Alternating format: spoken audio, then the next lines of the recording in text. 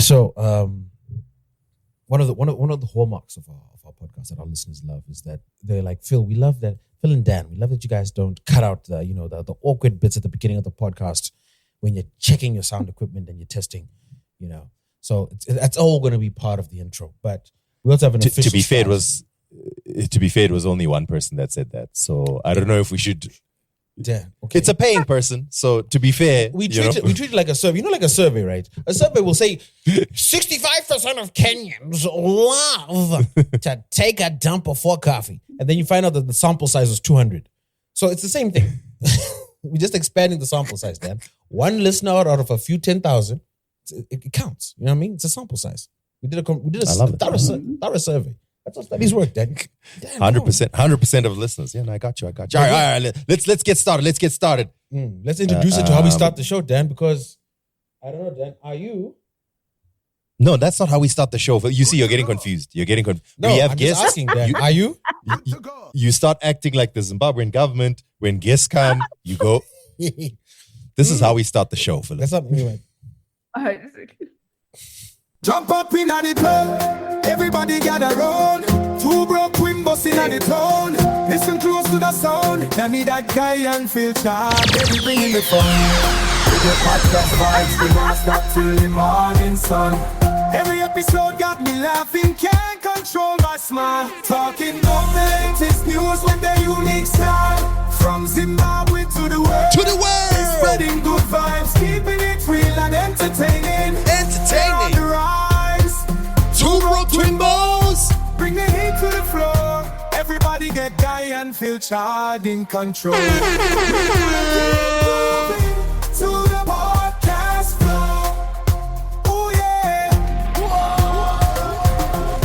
We are keep moving to the podcast floor. Oh yeah. Hey. Listen. We got a special guest on the podcast, but we got to keep the energy up. So Adele, I know you're already full of energy, but I have to ask you, and I have to ask Phil, and I have to ask the listeners, are y'all good to go? Sound of it, them. Get mad now. Let me hear a drum play.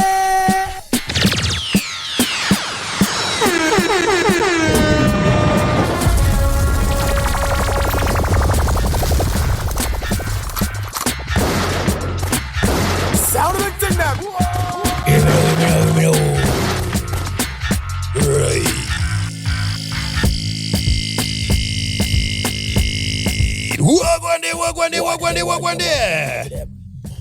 Welcome to another episode of your favorite podcast. It's Two Broke Twimbos. We back one more again. My name is Danny That Guy, aka Danos the Mad Titan, aka Denford Wekumaraini, aka Denimbi, My Life Your Entertainment, aka I'm done with these streets. Over 8 billion people on the planet, Phil. And my country has 2 of the top 8 fastest men in 200 meters in the world. Out of 8, my country. What? AKA Akuna Mumwendi Danmo. That's right. He's a mistake with that. But Habari Marafiki. Phil Chad, aka the big boss, baby. Aka Feeds Up, aka Phil on Musk, aka Sexy Philosophy, aka DJ Mkarati. And of course, somebody, you take it or drink. We got special episode.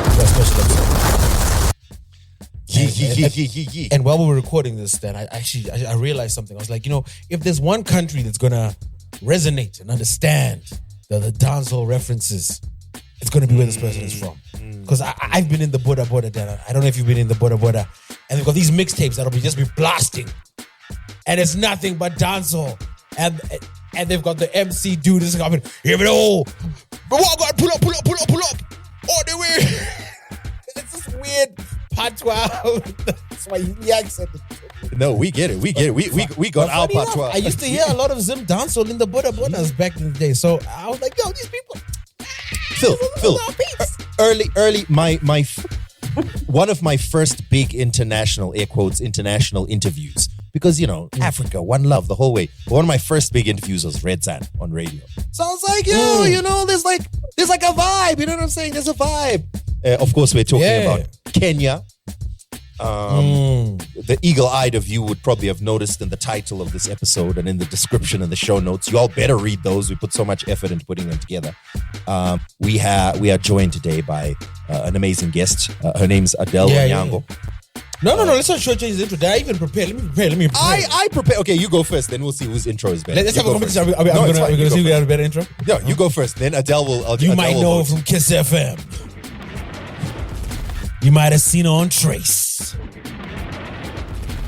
You might have seen her on one of the biggest podcasts on the continent, helping people deal with mental health, heartbreak, just being African. She may not be clueless. She's a part-time drummer, out here protesting, fighting for a better future. We got none other than the big A. You know what I'm saying? The big A to the O. And obviously, you might have seen her harassing Emmanuel Macron. Macron! What?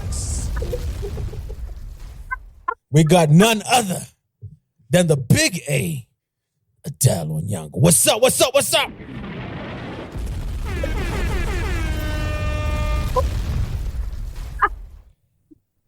Look. Can you just like come with me everywhere I go and just you know, they said Kenya has the best internet in the country. You know what I'm saying? Always. Okay? New job.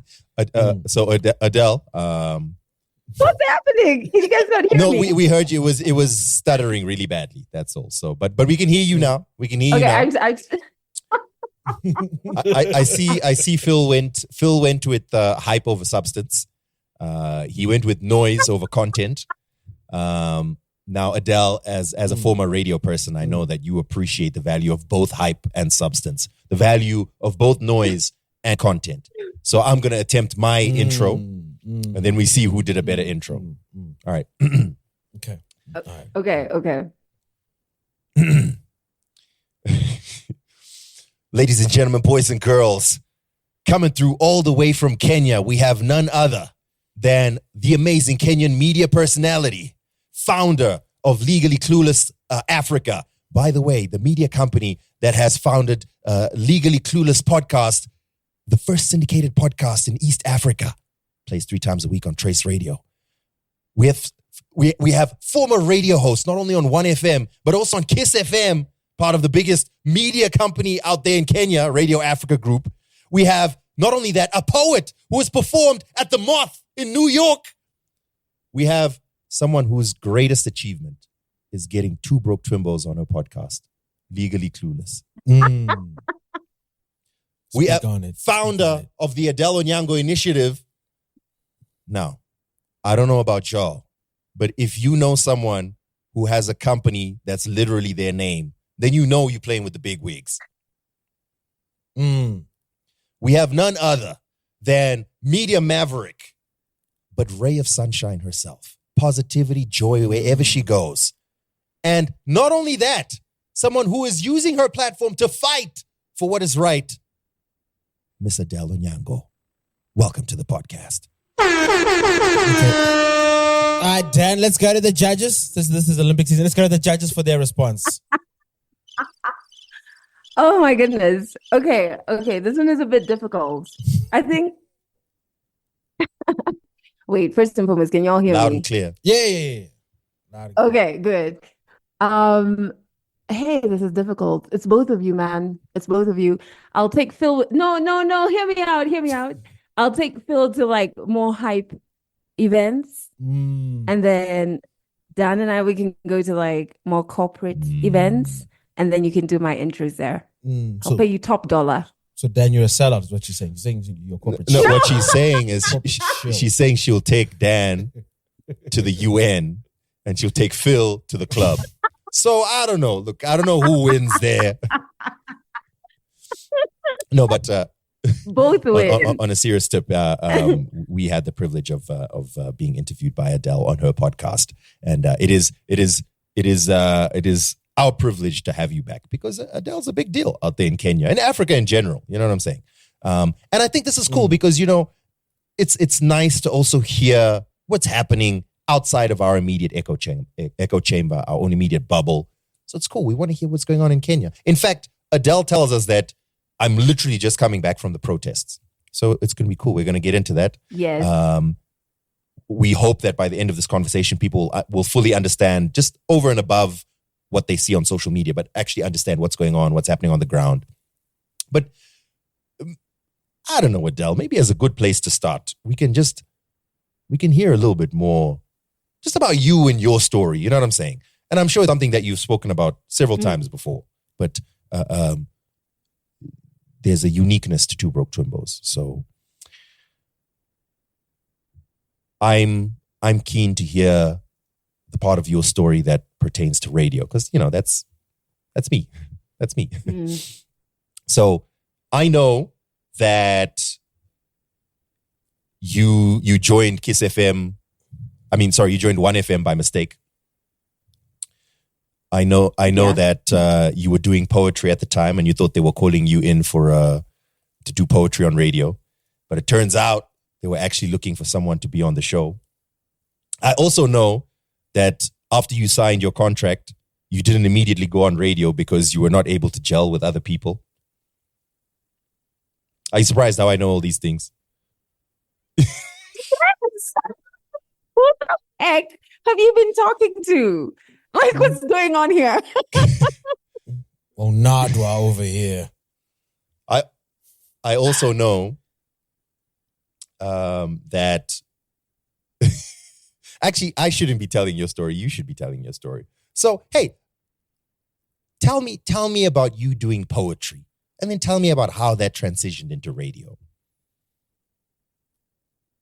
First, in these unprecedented times, when somebody knows so much about you, I'm first like, Kenyan government, is that you? Is this a setup? Wait. What is the Adelle, plan here? On your podcast, you don't do research?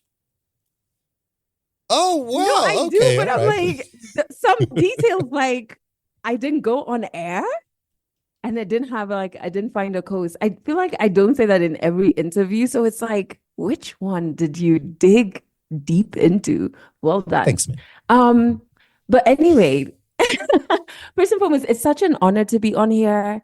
And I'm just so, when I think back to my trip to Zimbabwe when we first met in 2021, meeting the two of you and was such a highlight. And then having you guys on the show, I think we recorded you the final day and it was like just so awesome to have you. So I just have to start there and just say thank you for being on Legally Clueless and then also for like having me on here. And so, yeah, radio is my beginning. And as most people, it wasn't my life plan. I was meant to go into public relations, which I knew was the plan from even before I joined university. I'd worked at a public relations firm run by someone that was my mom's friend. And I actually, after a couple of months, was like, I don't even think I need to go to university. I'm assured of a job here. Why waste 4 years when I can start making money? But African mother, that didn't. Long story short, I did go to uni. And so, going into poetry was kind of like not only something that I loved doing from high school. I went to high school in Botswana. And so that's why I fell in love with poetry. But now when I was in uni, it was a way for me to make money. I feel like that will be a theme that comes up a lot. I like money. And so I started hosting an open mic gig. But honestly, the poetry side of things was just me being able to express myself. And it's the art form that I love. It's the art form I'm expressing the artistry in me right now through. And it's the one that led me into radio. So to answer your question, it really did begin with poetry. And then it opened the doors to radio. why that's particularly interesting to me, right? Is obviously I was doing a little bit of research. You know, I wasn't digging into, but I have some friends in the Kenyan government. Anyway, the story to me was, here you were in university, and you had to figure out, I need to figure out how to make some money. So what you thought to do was, I'm going to host a poetry open mic night. What? Who thinks of that? What, did you have you have contacts at the poetry club? Like, anyway, yeah. No, I didn't. I had no. So the thing is, I've never been good with math or numbers. Like, it takes me longer than the average person to figure out numbers. But then I'm very good with art, right?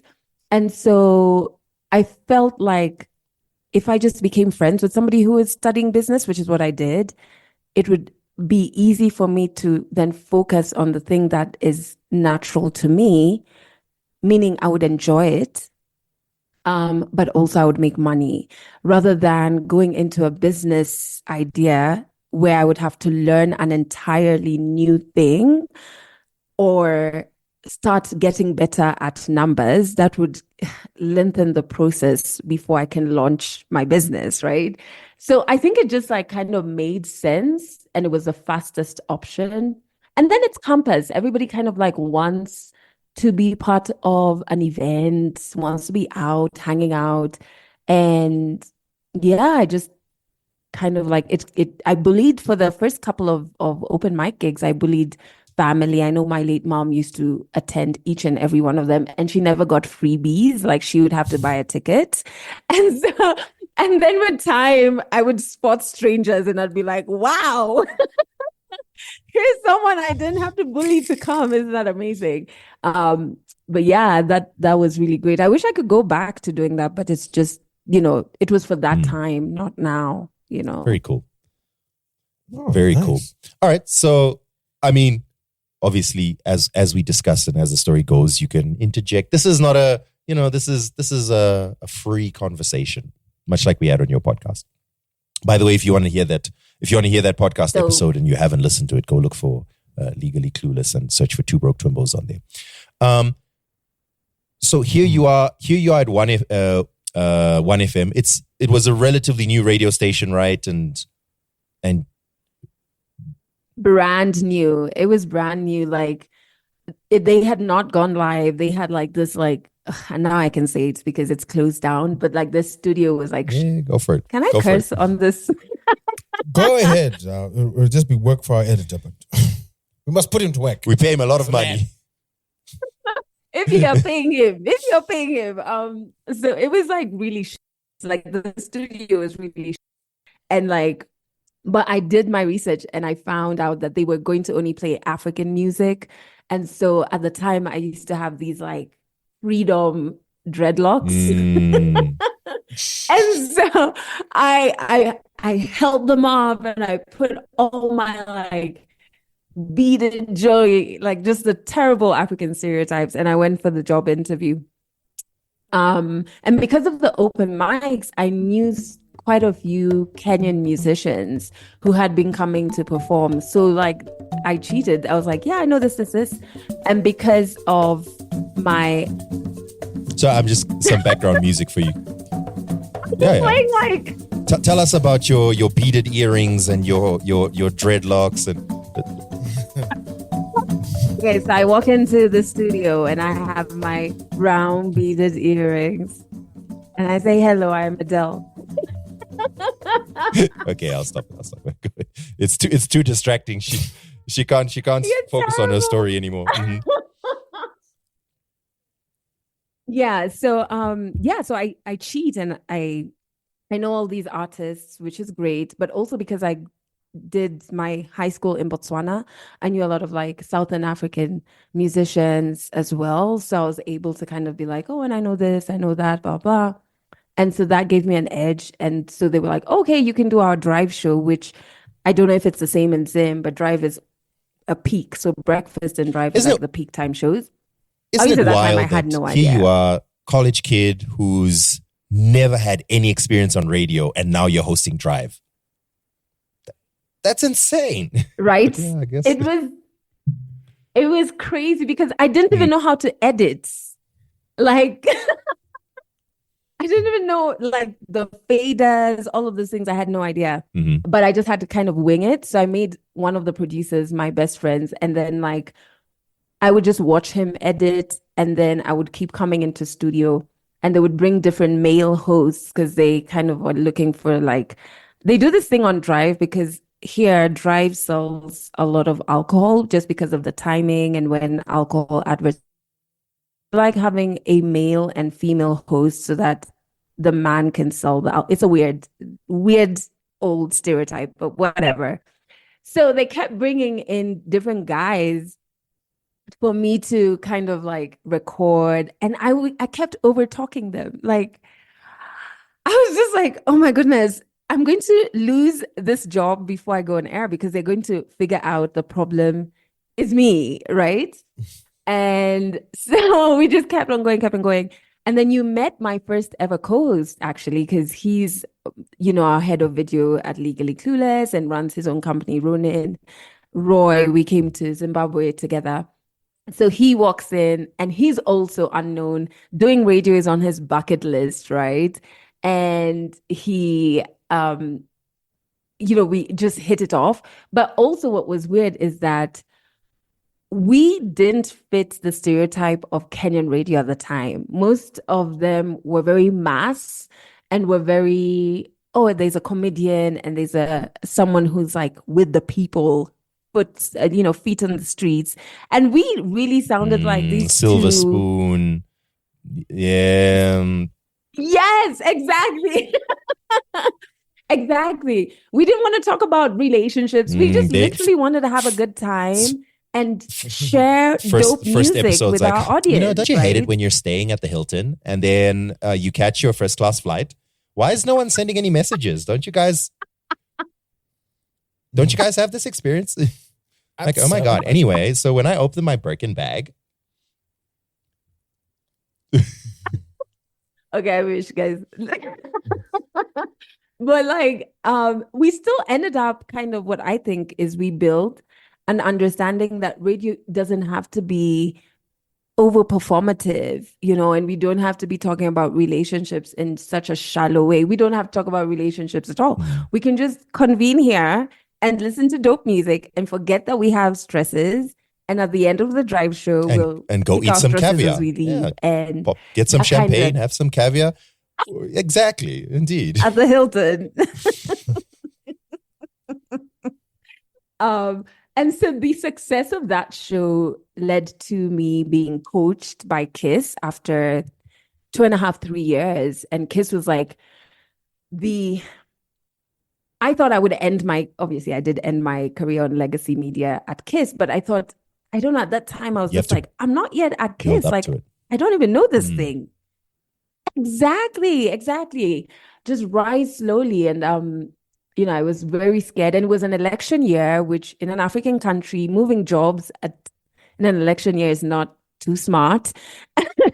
But I ended up going and working with all of these big names who I'd grown up listening to and who were so connected in the industry. If they wanted this politician, it's like one phone call and they've got it.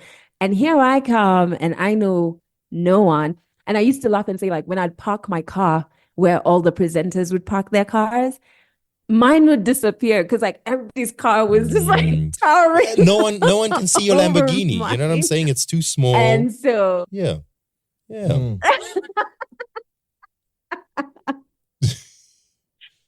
So it was quite, there was imposter syndrome for like a couple of months when I joined Kiss, but sure. Very quickly you made it to the breakfast show. I made it to the breakfast show, but I was already thinking of leaving radio by the time I got moved to the breakfast show. And how I moved to the breakfast show, I can share this now because my previous CEO just resigned, so I think he's cool. But I didn't have a choice. you were in media and it's like cutthroat, and I literally covered the breakfast show for 2 weeks because one of their hosts went on leave.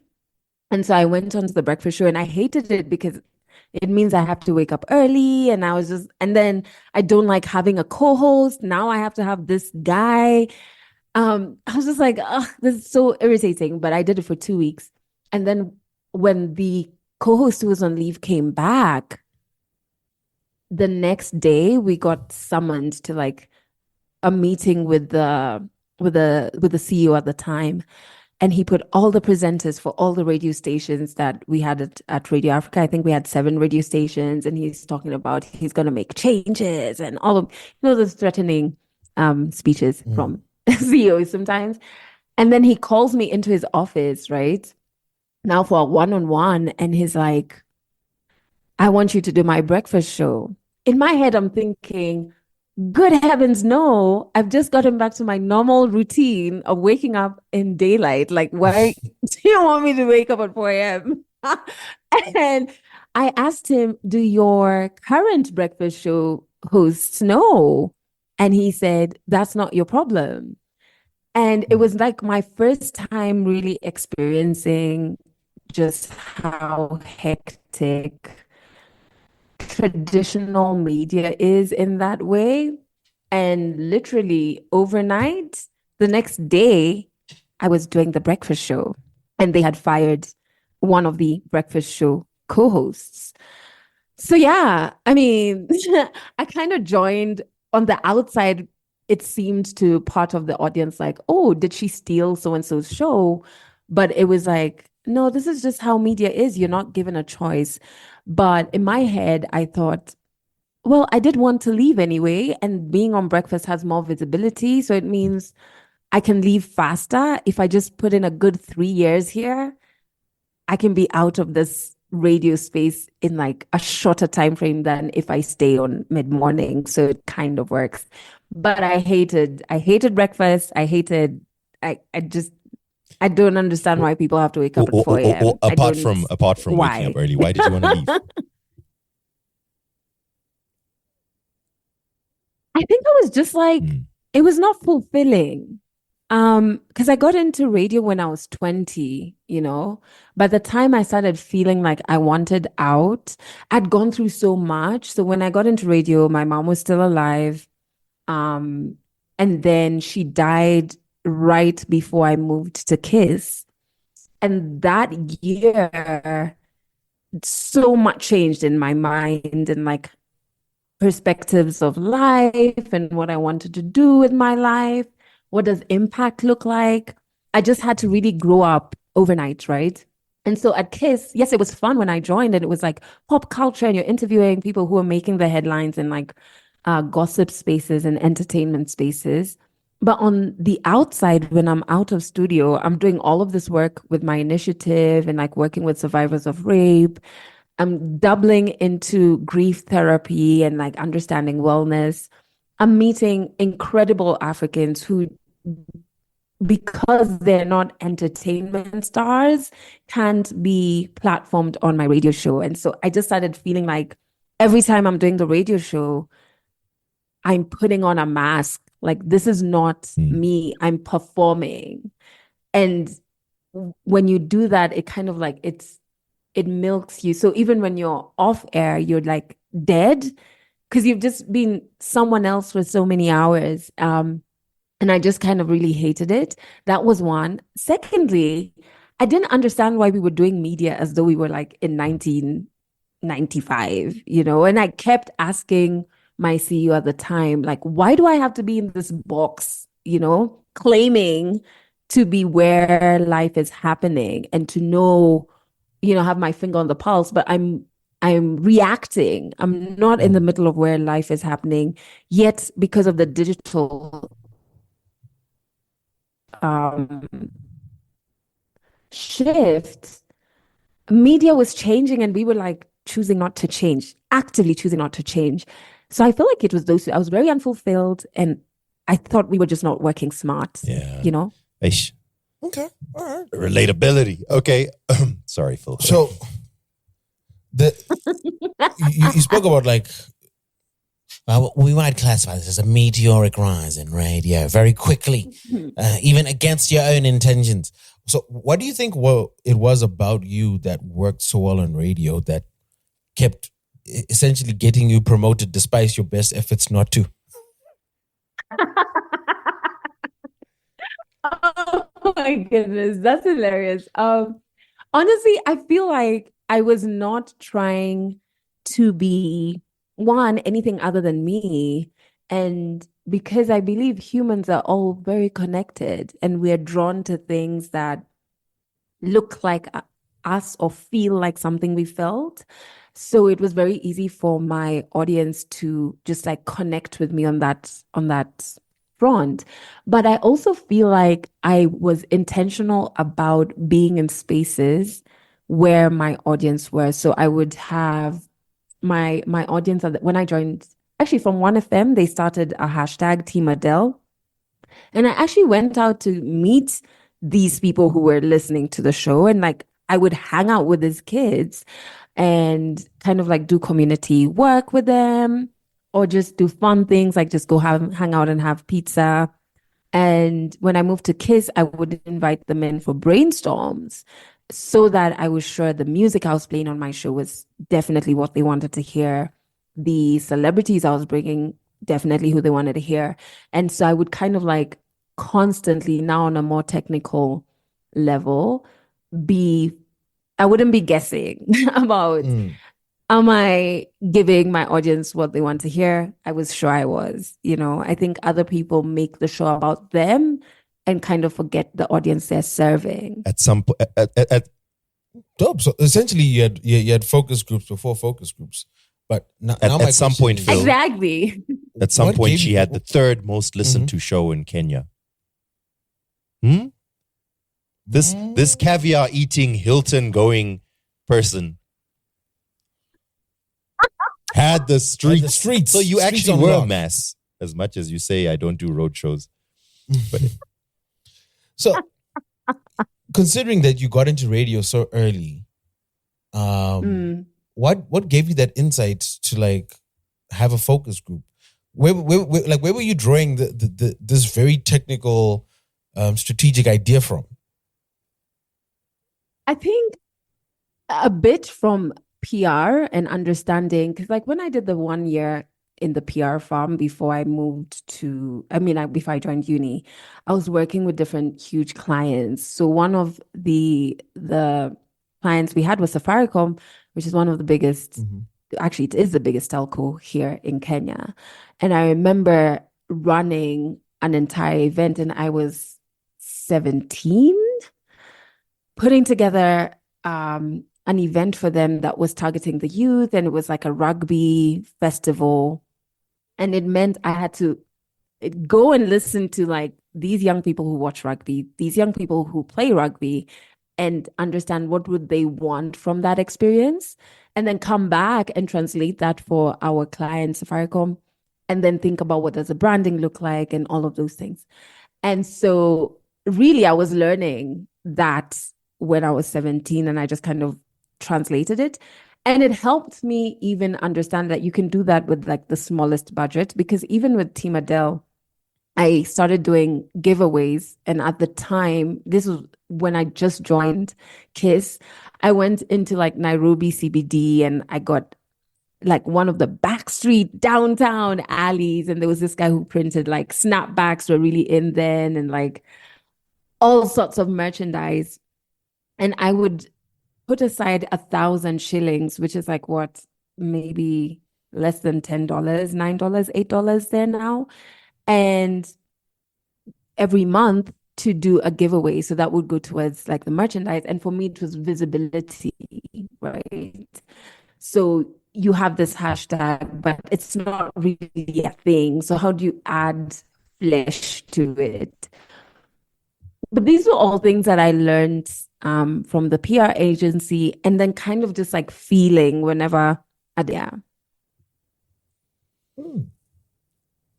Very smart, very smart and astute. Very smart and astute. See, Dan, we should think of doing something similar, like maybe gather a group of people that are willing to like pay for the podcast And let's ask them about like changes we should make regularly. I think we should Maybe use a something we should hashtag. do. Team Dan is what I'm thinking. And we really push it. Just Team Dan, Team Dan, Team Dan. It's good for our podcast, I think. What does Dan stand for? Don't anger No. neurologists? It literally stands for Dan and Nerd. Yeah, so it covers both of us. Dan, Team Dan. What- Dan, you're terrible. Dan is an African government. Let me tell you. Thank you. Like, Thank you so much. you're moving like the Kenyan government. We're about to get to that, but I want to. We'll get to that. It reminds me of that joke by Muku. I'm not going to mention the name of the party, but I don't even know much about Zimbabwean history. So there are two political parties, right? And Okay. after the liberation struggle, Ian Smith gives up. He's like, yo, okay, you guys got it. Okay, I'm fighting too many wars here. The country's bankrupt. Cool, we're going to hand over power. So there's two political parties. One is called Party Dan. The other party, let's call it Dan. I'm not going to mention the real names because, they might be listening, But this is based on a true story. And the other party was called Party Phil. They're like, let's merge together and form one party. They do that. Guess the name of the party after they've merged. What? They just keep Dan's party name. They don't change it at all. It's just, we're now merged. We go We're 50-50. the same, we're merged now. So what's our new name? Yeah. Dan. That was a clear sign. we the signs didn't. were all there back then, but people kept ignoring them. People kept ignoring the clear signs. And now look where we are today. All First red flag. You know what, Adele? Obviously, when we talk a little bit more just about Kenya as a whole, I'm sure you'll draw on your experience on radio. But I figure we can move to you now leaving Kiss FM and then forming this media company, Legally Clueless Africa. What's the plan for it? What was the idea for it when you made it? Honestly, like when I was leaving Kiss FM, I was done with radio. I was done with media. I was like, this thing almost kills me. I didn't enjoy it. Now let me go and change the world. And so at the time, I called Safe 247, which gives African women and girls who have survived sexual violence access to free therapy. It's a free group therapy program. And so I was going into the NGO world. Like at that time, I changed my extra room in my apartment to be like my office. And it was very like NGO, no microphones, no nothing. And then my friend Roy, he sends me this podcast. At that time, I hadn't listened to any podcast. Can you imagine? For 10 years on media. I mean, on radio, I had never listened to a podcast. So he sends me a link to a podcast, and it's like, I think you should look into podcasting. By the time I'm serving my notice.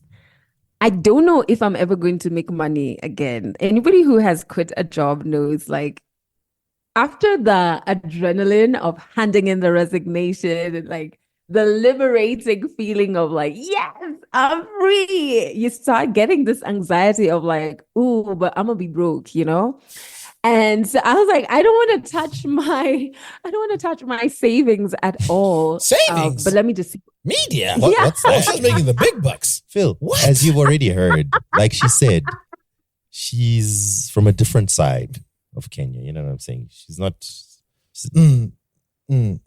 Yeah, sorry. You're dealing with the anxiety When she says savings, she means a trust fund, and yeah, and No. mhm. So yes, tell us how you dipped into your savings.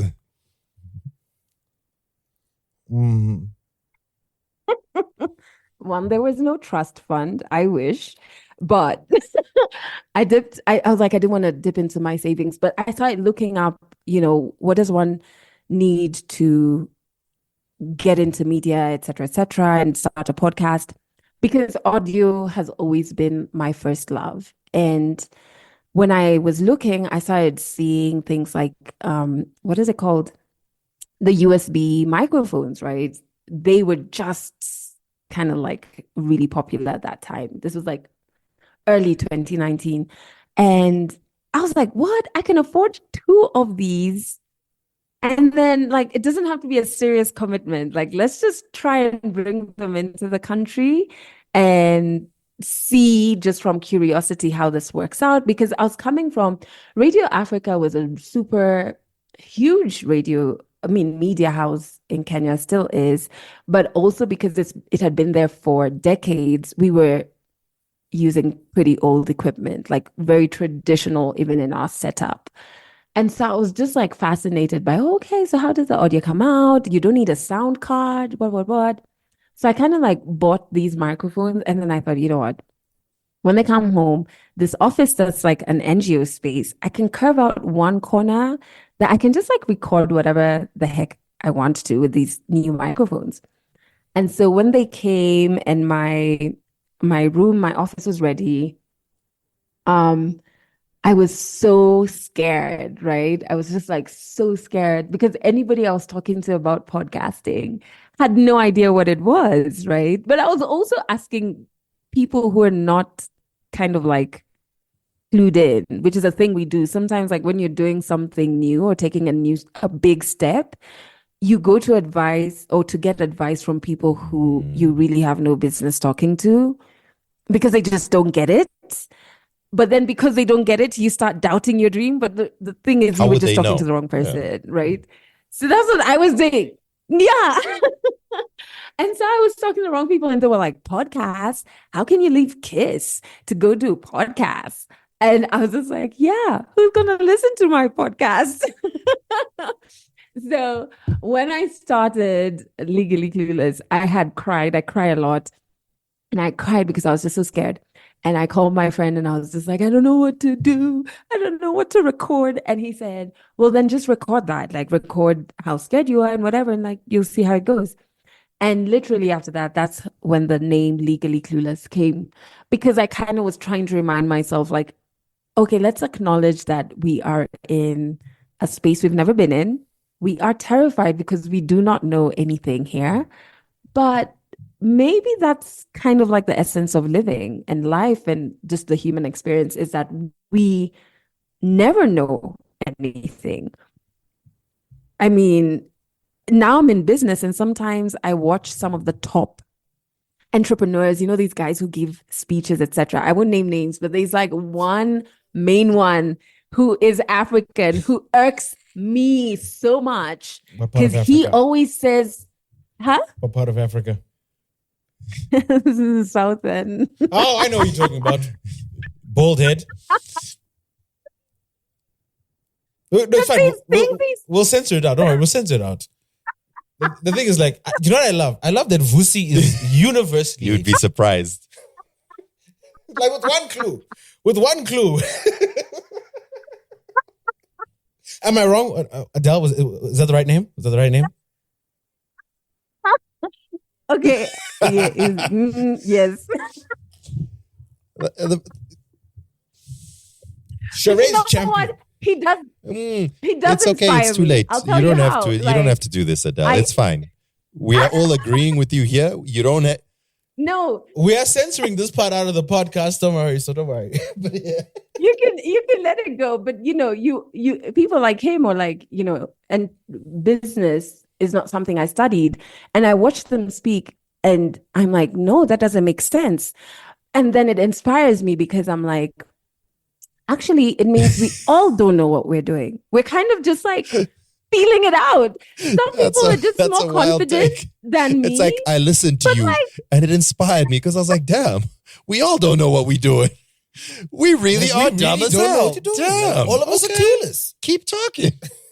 It's really giving me wings. I swear. It really motivates me in that sense. And so, yeah, I just actually think not knowing it's inspiring. Is really centered to the human experience. So yeah, so the name is basically around that, and I just kind of like started sharing, just like feeling like I didn't know what I was doing. My first radio gig, which was 1FM, was when my late mom was alive, and she was my best friend. So she went through my first contract. She kind of like guided me around finances, and I mean even opening bank accounts and all of those things. And now I was transitioning out of a 10-year period alone, and I kind of was just like, I have no clue what I'm doing. Like, I don't know if it's going to work. I don't know if it's going to fail. I don't know if I'm going to have to go back to my CEO and beg him for my job back. But I think we all just don't know. And honestly, I think when we had our first guest in episode 7, if I'm not wrong, but then I was very comfortable in my not knowing. And I started kind of inviting different friends onto the podcast to share their stories. Literally opened my phone book and started just being like, oh, this one is very interesting. This one, oh, not so much. This guy always has stories. Let me call this other guy. Like, And like my best friend, I was like, she has great breakup stories. I need her to come and tell this story on the podcast. And it then just, in a very natural way, grew into this space where I amplify African stories, and then grew into what it is today, which is interesting from where it began. Very cool. Very cool. That's dope. Very similar to us. Then. Well, No idea. do you feel looking back now, right? Looking back, it's been 5 years. Good decision. Mm-hmm. Are you saying I must quit my job, Adele? Like, I tell everybody who quits their job, congratulations. Like, I'm intentional about it. Even if you are fired, I'm just like, congratulations. What? This is wonderful. Honestly, I know there's different personalities. There's people who enjoy employment, and that's great. But there's also people who don't. And I don't even know how I lasted in employment for 10 years, because now I'm very clear that my personality is not for that structure. I've moved to like, I don't live in Nairobi anymore. I've moved to a farm town outside Nairobi. It's like an hour out, called Limuru. And like, I wake up and I go for a walk in the tea farms. And then I come back and I drum. And then I'll check my emails later. And then I'll go outside and do gardening. So it's kind of like, and I'd still get my to-do list for work done, but it's just in a format that I think being employed wouldn't give me the space to design a life that I want, which is very unconventional. Do you still go to the Hilton Hotel? But then, the Hilton Hotel is not like... I just picked a random name that I picked. Give me a good one. What's a good one? I don't know. I don't live the soft life. How's the... What's it called again? The Crown Plaza. Is it Crown Plaza? The Holiday Inn, the Maroon. Crown Plaza. That's in right. Upper Hill. Yeah, that's where I used to stay at. Because our offices, my old jobs, offices were in Upper Hill as well. So that's where I used to stay when I used to be around there. Oh, they have good food. They have very good food. I remember the food was so good once. And this is when I was chronically online. I only remembered to take the photo when I'd finished the food. Okay. Bones. the Radisson. There was food the Radisson. I just quickly Googled. The Radisson is good. I've had a couple of meetings there. Have I stayed there? I have a couple of meetings there, but their food, I can't remember their food, but I can remember Crown Plaza food. Okay. So that's something. All right. Okay. Good times. I like how we're planning your trip to Kenya now. Like, okay. Okay. So tomorrow I'm interviewing Zayn Verji. Just give me one random thing I can say so that you just be like, how the heck did you know that? Ask her how it was working at, let me just Google it so I don't throw you under the bus. I Yeah. grew up watching her. Even when I was on asked to, telly, when I was asked to, I was and like, I that just name wanted to sounds get so familiar. And then I quickly Googled and I was like, oh snap, yeah, she's like a CNN legend. Yeah. At KTN, I want to get you her co-host's name. And I wonder if she was working with a guy called Jeff Koinange. Jeff Koinange. I think so. I'm going to write that down. Yeah. I actually have KTN over here. Yeah. Jeff Koinange. I just want to check for you for sure. Because I was a child. Oh no, I can tell you more. Okay. Let me tell you more. I love Spill the that tea. I'm Spill the doing- tea.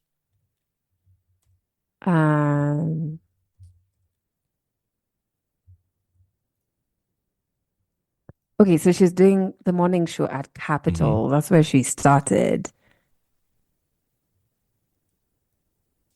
I have the fact that she started at Capital. She actually started doing a late night show. She was doing a love show. And then she moved to the morning. Yes, and Traffic, right? Anyway, I'll look at it. I'm trying to find the high school she went to because that would be very interesting. I'm sure. Anyway, okay. As we go through it, it's fine. We've detracted that. Let's get back. We're here to talk about. Yeah. We're just vibing. Sorry. We're just vibing over here. We're vibing. I also want to surprise the same way I surprised her with stuff that I know. Yeah. Fair enough. I think one of the things that has been a recurring theme in this podcast, this interview, was like you keep mentioning how supportive your mom was, before she passed on. What role did she play in, like, obviously your formative years and even like help build your career? Because you've spoken of how she'd buy tickets, you've spoken about how she reviewed contracts. What was that like, even before you got on media and then during your time with media? Yeah. I think I was very fortunate to have a mom and an African mom who I can call a friend. I know, like, traditionally in African households, that's not the case. Show off. And like my mom was my best friend. I remember I went to campus really early because when I came back from Botswana, I was way ahead of like the Kenyan system. So it's like I jumped 2 years and I went into uni when I was like pretty young, younger than my colleagues at the time. So I remember this one situation just for you to understand my relationship with my mom. It was my birthday, and one of my campus friends, Mark, told me he had brought me this like present for me, etc. And I was in USIU in Kenya, which is a very liberal uni. You go to uni dressed up in whatever you want. And we're also known to like enjoy nights out and alcohol and other stuff. And so I was really sheltered. I'm an artist and I look very outgoing on the outside, but inside, guys, please don't bring drugs around me. Hey. Oh, sorry. Let me just hide this cocaine. Sorry. And so we're on the bus going into uni, and this Mark guy's like, "Oh, I brought you this thing," and he opens up this little tin thing, and it's weed, and it's just like the buds. And at first, I don't know what this is because I have never seen this thing in my life. So I don't know why you're bringing dried vegetables Mufushwa. to me as a gift. I am concerned. Mark, what's happening? And so he tells me what it is. And I'm just like, put that stuff away. Like, are you crazy? Blah, blah, blah. And I call my mom and I tell her, you have to get home early today. Like, there's an emergency. Something's happened. Like, we have to talk. And I get home and I'm like telling her, like, this guy brought drugs. He brought me weed. And I'm trying to tell her that like it looks so different than what I saw in movies where people smoke it because it just looked like this dried thing. So I was like, I don't know, like how does it? And in hindsight, I'm pretty sure my mom lived a wild life in uni. She was like holding back laughter in this moment. It's just like, what do you mean this child doesn't know how the weed becomes? Look at this nerd that I raised. Look at this nerd. Yeah. Right? And she's just like, gosh, what did it look like? Oh my What? That goodness. sounds terrible. Oh no. Did you bring it home though? I need to dispose of it. Inspect this. Yeah, just give me 20 minutes and Confiscate. and that grinder on my headboard. And make a sandwich in the meanwhile.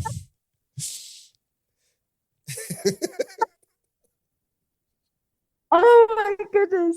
And so it was that open. Like I could talk to my mom about drugs, sex, never had to Skype the house, went clubbing with my mom like when I was 12.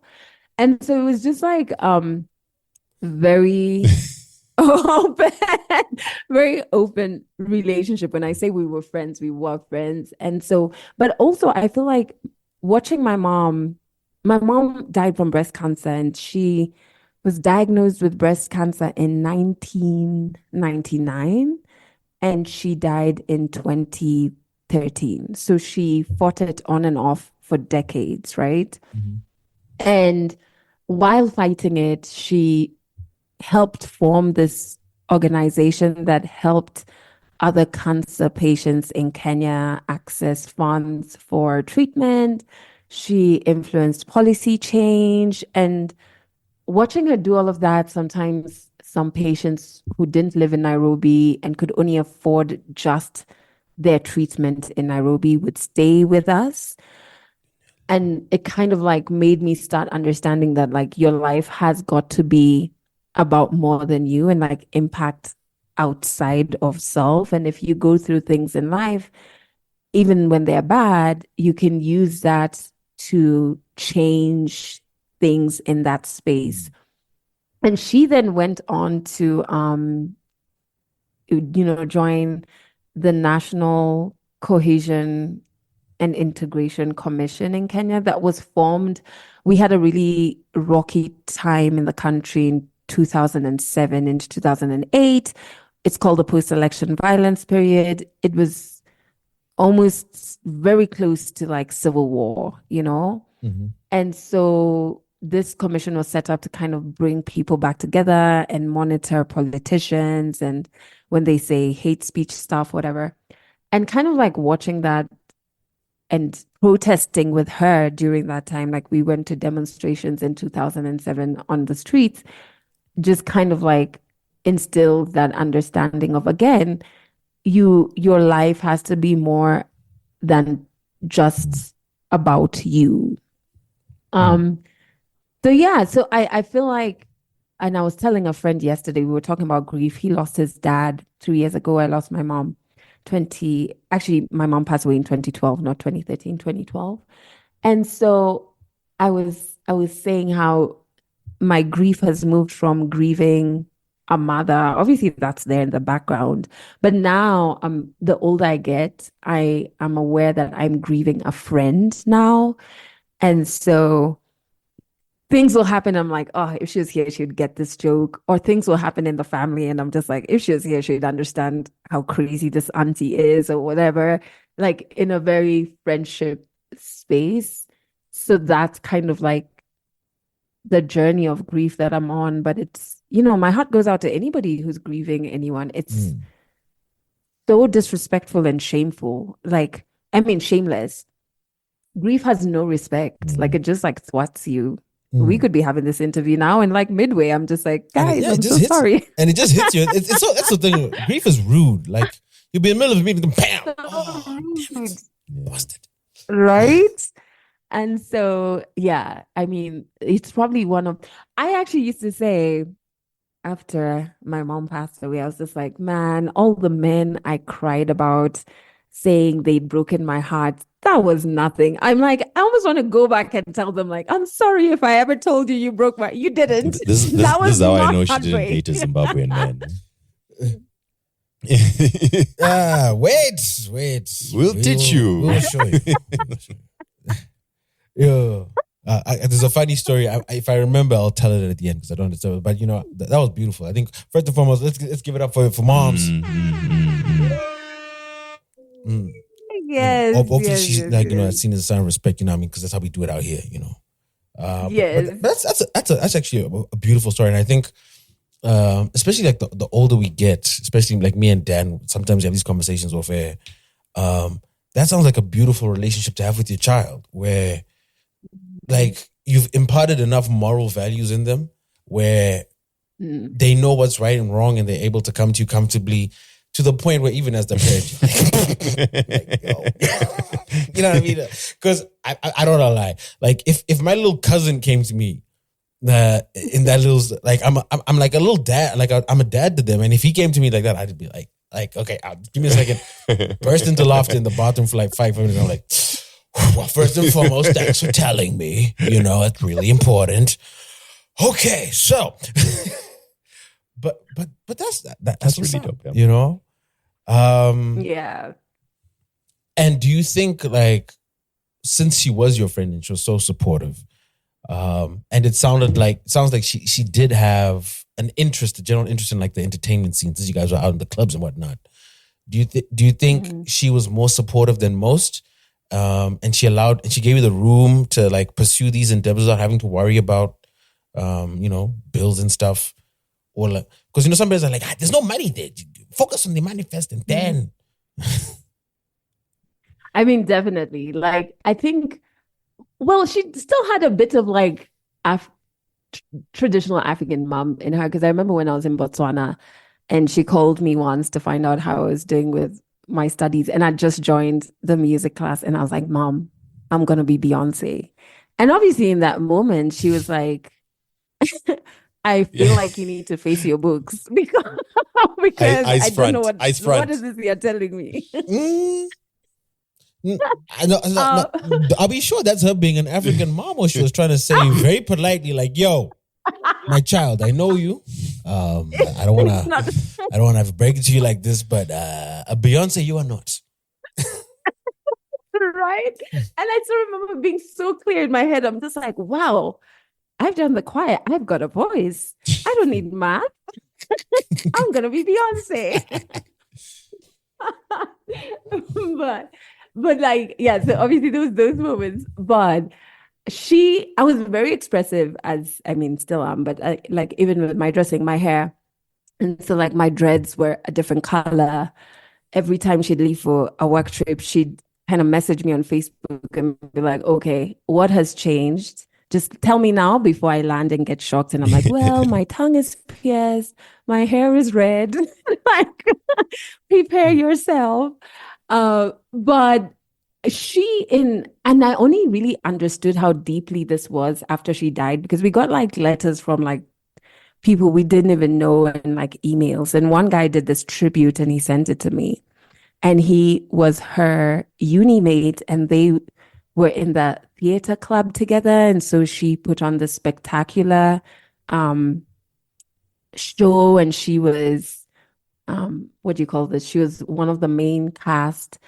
And later on, me and her would like read poetry together. We had this like Jamaican poetry book, and I was reading and she was like, no, you're not doing it right. You have to read it in like the accent, like read it the way the person intended it to be read, like when they wrote it, like, and she would like try and do the patois accent as she was reading the poetry.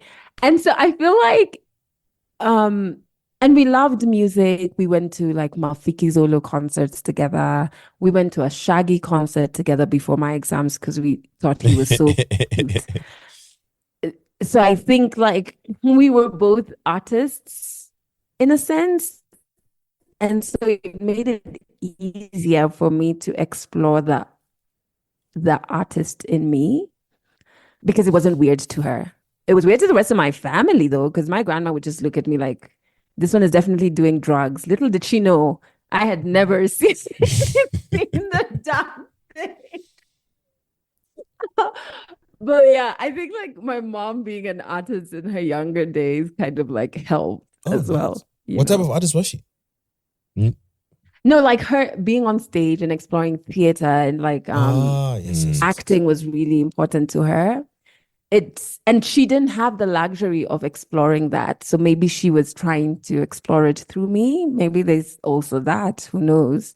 Because then she had to do the very African thing of like face your books and study accounting. There's something you touched on as well.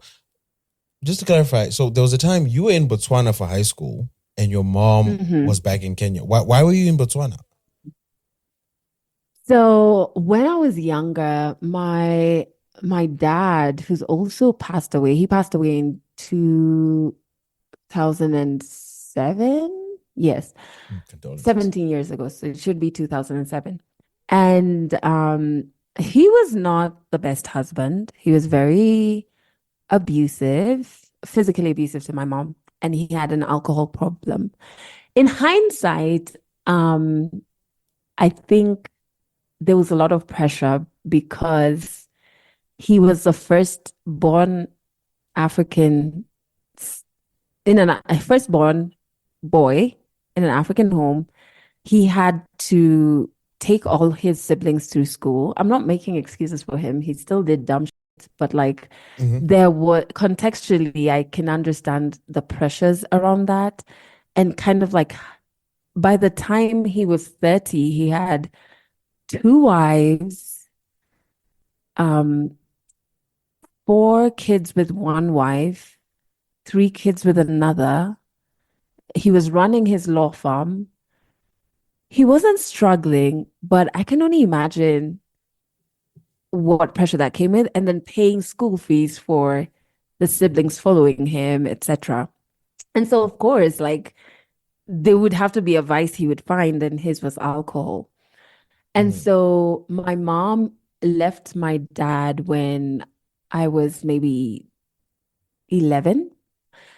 But I was always like the mediator and like speaking to him. So I would be like, dude, you're such a nice guy. Like, why do you drink? Which aren't conversations an 11-year-old should be having with her dad.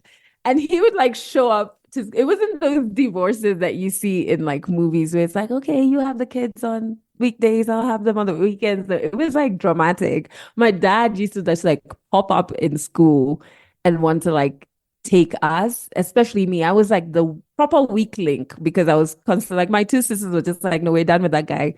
I was just like, no, let's hear what he has to say this time. Were you the youngest? Were you the youngest? I'm the youngest, yeah. Yes, you always attack the weak one. I'm like, let's hear him out. Speak, sir. And so the more it happened, my mom was just like, this is not the environment that this girl needs to grow up in. And so I went to live with my mom's sister who had moved to Botswana, and she was teaching in Botswana because her daughter and I are very close. And so I kind of went there so my mom could readjust, kind of like get through the divorce period, which was very hectic, court cases, all of that, hearings and all of those. And then when I came back, things were much calmer, but I still kind of like, when I came back, tried to find my dad and continue my conversations with him of like, oh, you're a good person. Why are you drinking? Like, just put down this bottle. I think even with that, I'm going to take this conversation on a tangent, but this is the great thing about the podcast. It's what you're saying is very reminiscent of like some of the stuff that I've had to deal with in therapy, which is like the older you get, the more maybe it's empathy, maybe it's context, as you said, or understanding of what your parents are going through. Because like as a kid, it's this traumatizing thing, and then as an adult, you start realizing, oh, okay, you know what, I don't agree with it, but at least I understand why or what was informing these decisions. And I think considering everything you've just described, like as a child, it must have been traumatic, incredibly traumatic, like from the divorce to how the divorce happened. You mentioned multiple wives. We don't know. Well, we don't have to get into it, but I'm sure that there's obviously a lot of turmoil around that as well. And then now you've got to fly halfway across the continent And I'm sure Absolutely. even now, like I can't think of a direct way because you have to go through Joburg, I think. Like I can only imagine how tough it was back then. So that's like being 10 hours away from your mom. And Yeah. you describe it as like almost like a fun time, but it certainly wasn't fun when you're dealing with It's it. not. And it's like, and you know, at that time my mom was going through cancer treatment. So I was just Yeah. like, I don't want to be too far because I don't know, how this thing Yeah. is going to take this woman, right? But I think two things that you say are so important. Like now I understand childhood trauma and like father wounds and mother wounds.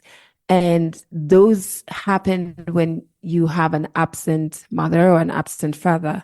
And it can be absent not because that it's a bad thing. Like my mom leaving my dad was a good thing, but it caused my dad to be absent for me, right?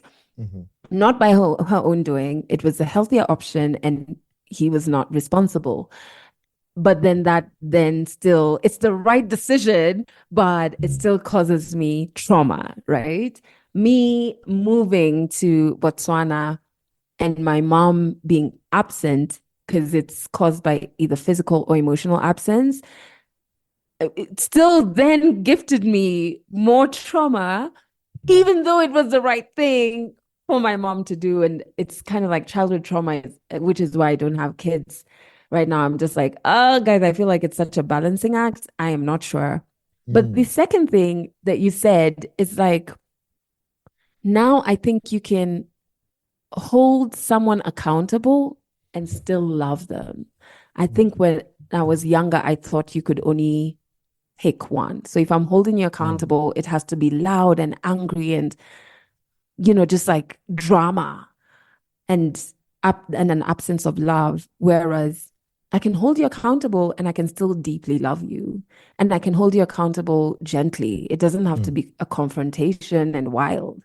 And that's helped me kind of navigate my feelings around my dad and kind of just, I don't hate the guy. I don't hate the guy I think at it's all. it's like what you said also as well, that you're not excusing the behavior, but you understand. And I've also had that conversation with a couple of people as well, with just the idea that, yes, our parents were flawed and in some cases really messed up, but at some point it helps to sort of think and what was their life like? What did they go through? And obviously, when you're younger, you don't think about that. It's only when you're much older. Yeah. What options did they have? Did they like even, we always say like Kenyan men in my dad's generation, having two wives was like on the lower side of the He spectrum. was like, right? no, I'm a Christian man. I won't do this. Like for example, like even I think about in Zim, our parents' generation were the ones who were part of the War of Independence. They lived under colonialism. They have so many unresolved traumas that they probably never even speak about. And it's not an excuse, obviously, because everyone's accountable for whatever actions they have. But I think it helps to understand that, man, you guys did, I suppose you did what you could, maybe, I guess, or Yeah. With what you knew, and not even even if you think about like even traumas, yes, but also like actual mental conditions and illnesses, that's also a thing. Sometimes, and I know it's a terrible thing to do, but sometimes even in my own family, I see some of the older generation moving, in a wild manner. I'm just like, are we sure everything's okay? Like, I feel like we need to sit down and really like, instead of confronting it with more anger, there could be an underlying issue here that we're not addressing, But again, that calmness for me came the older I got, for sure. And the more crap I had to go through. Well, we live and we grow. We live and we grow. This is it. I suppose we can move on from this, eh? Yeah, from this very light-hearted topic. Let's you know what? Let's make things a little bit lighter and more fun by talking about the protests. Yeah. Tell us about the people being imprisoned and some who may have lost their lives and what's going on there in Kenya. Maybe just as a bit of context, right? Goodness. So we're watching this from a whole other country and we're seeing things unfold on social media. Weirdly enough, because of a Twitter war with Kenya that happened many, many years ago, I have which Dan spearheaded, by the and way. we won. Spearheaded. We beat the whole of we beat the whole of Kenya. And then afterwards, I had a whole bunch of Kenyans that were like, you know what? It's fine. You cool. I'll give you a follow. I was like, nah, respect. I take back everything I said. I'll follow you back. So I have a ton of Kenyans in my feed. So we were observing that,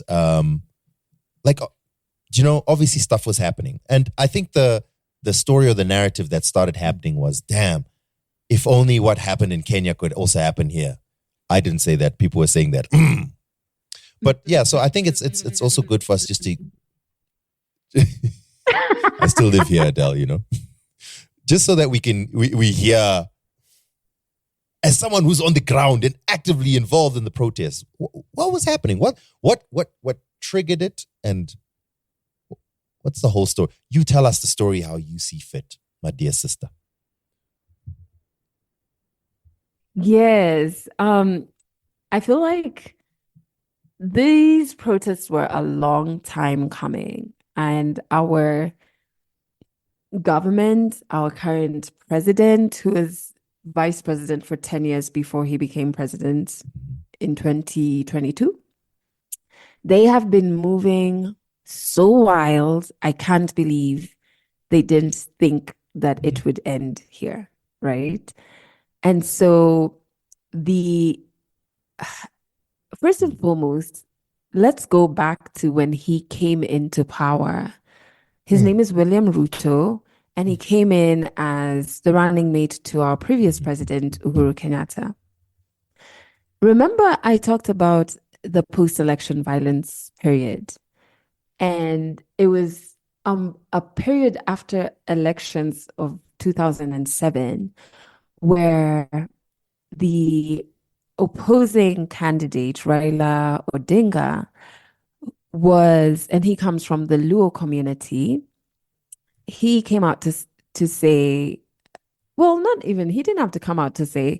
It was a period where the president back then kind of like swore himself in the middle of the night. We blinked while we were watching the tallying of the elections then. And when we opened our eyes, the numbers had been cooked and the guy was swearing himself in at State House in the night. This is such a foreign thing to us. What? I can't believe this. I can't imagine what going through this would be like. This is horrifying. Oh, jeez Louise. So you can imagine that. And so coming out of that period and then into Uhuru and Ruto running for office, they were facing human rights criminal charges at the ICC when they got into power. Which again, even as Kenyans, I feel like we need to introspect and say, oh, but we voted for them knowing damn well they were facing these charges. What did we expect that would happen? And what has been linked to them, which got them to ICC, was a lot of intentional funding of violence, right? Intentional killing of witnesses who knew certain things about the cases. Anyway, come 2022, Ruto is running for president, and he says he's going to focus his government around the hustler. In fact, his entire campaign was like, hustlers this, hustlers that, which is like for the streets, people on the ground. I think his sign was like a wheelbarrow or something. And he was just like really pushing that he's going to make sure those who are living just at or below the minimum wage were going to benefit the most from his government. What goes on in the next 2 years is pure lies. Even on Twitter, this is things that I can even send you the screenshots. Our president launches and relaunches projects. Like he launched a project in 2018, he relaunched it just the other day. And this was like 3 different projects that he did. So he kept lying and lying, and then came a lot of corruption and billions missing today, billions missing tomorrow. And then came a lot of borrowing, and we were seeing a lot of interference from like the IMF, different countries. He, in 9 months, spent 8 billion shillings. I don't even need to do a currency change for you. Once you hear billions, I think the number of zeros land. Adelle, we Zimbabweans, billions. We used to buy bread for trillions, you know. I mean, we're kind of desensitized here, but I'm pulling it up now. So a billion is what? 9 zeros, right? 1. Should be. How many? Yeah, it is. Yeah, it is 9. Yeah. So, 1. I think Adele should do the math for us. Dan, Okay, are you insulting give my me that mathematical math. skills?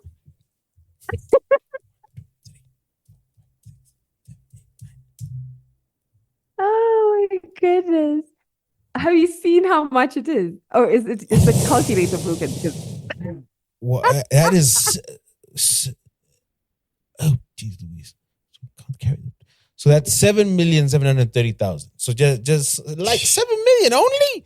That's half a good project over It's not here. even What half you a good. talking It's about? one. It's 1/6 of a. No. It's like 20% of a typical weekday scandal for us. But anyway, Our project.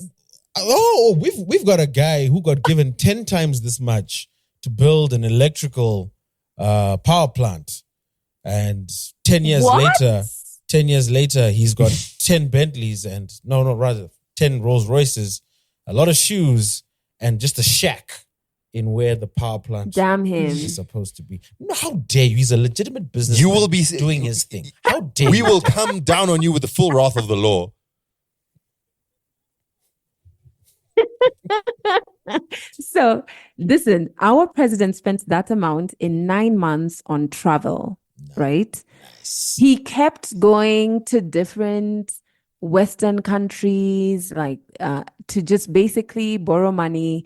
And for me, on a personal level, he was reversing all the work people had done to decolonize these relationships African countries have with Western countries. He was just basically erasing years of hard work in a matter of months. And he would just go there and be like this puppet, right?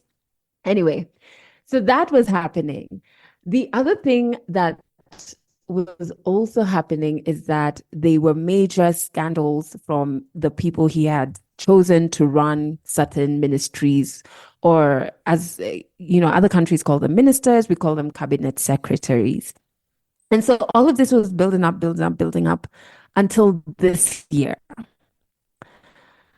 Every financial year, they table the finance bill, right? It has the budgets and proposed things that they want to implement, taxes, etc. All of a sudden, we're seeing the finance bill for 2024 is tabled, and there are crazy things that they want to add. They want to add a motor vehicle tax. They wanted to add a tax on sanitary products, right? That honestly shouldn't have tax anyway to begin with, let alone increasing the tax that already exists.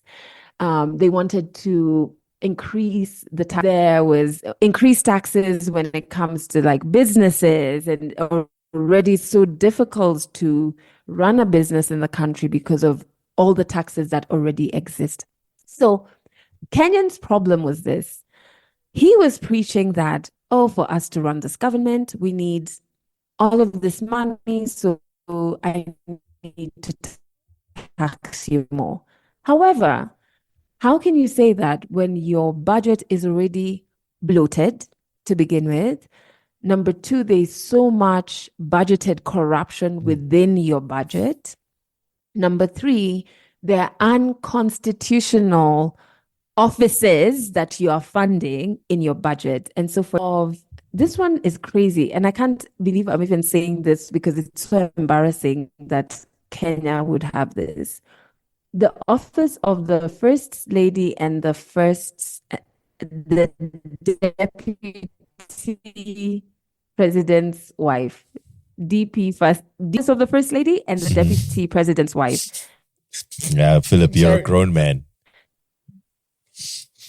This Dan. government. Dan, does that?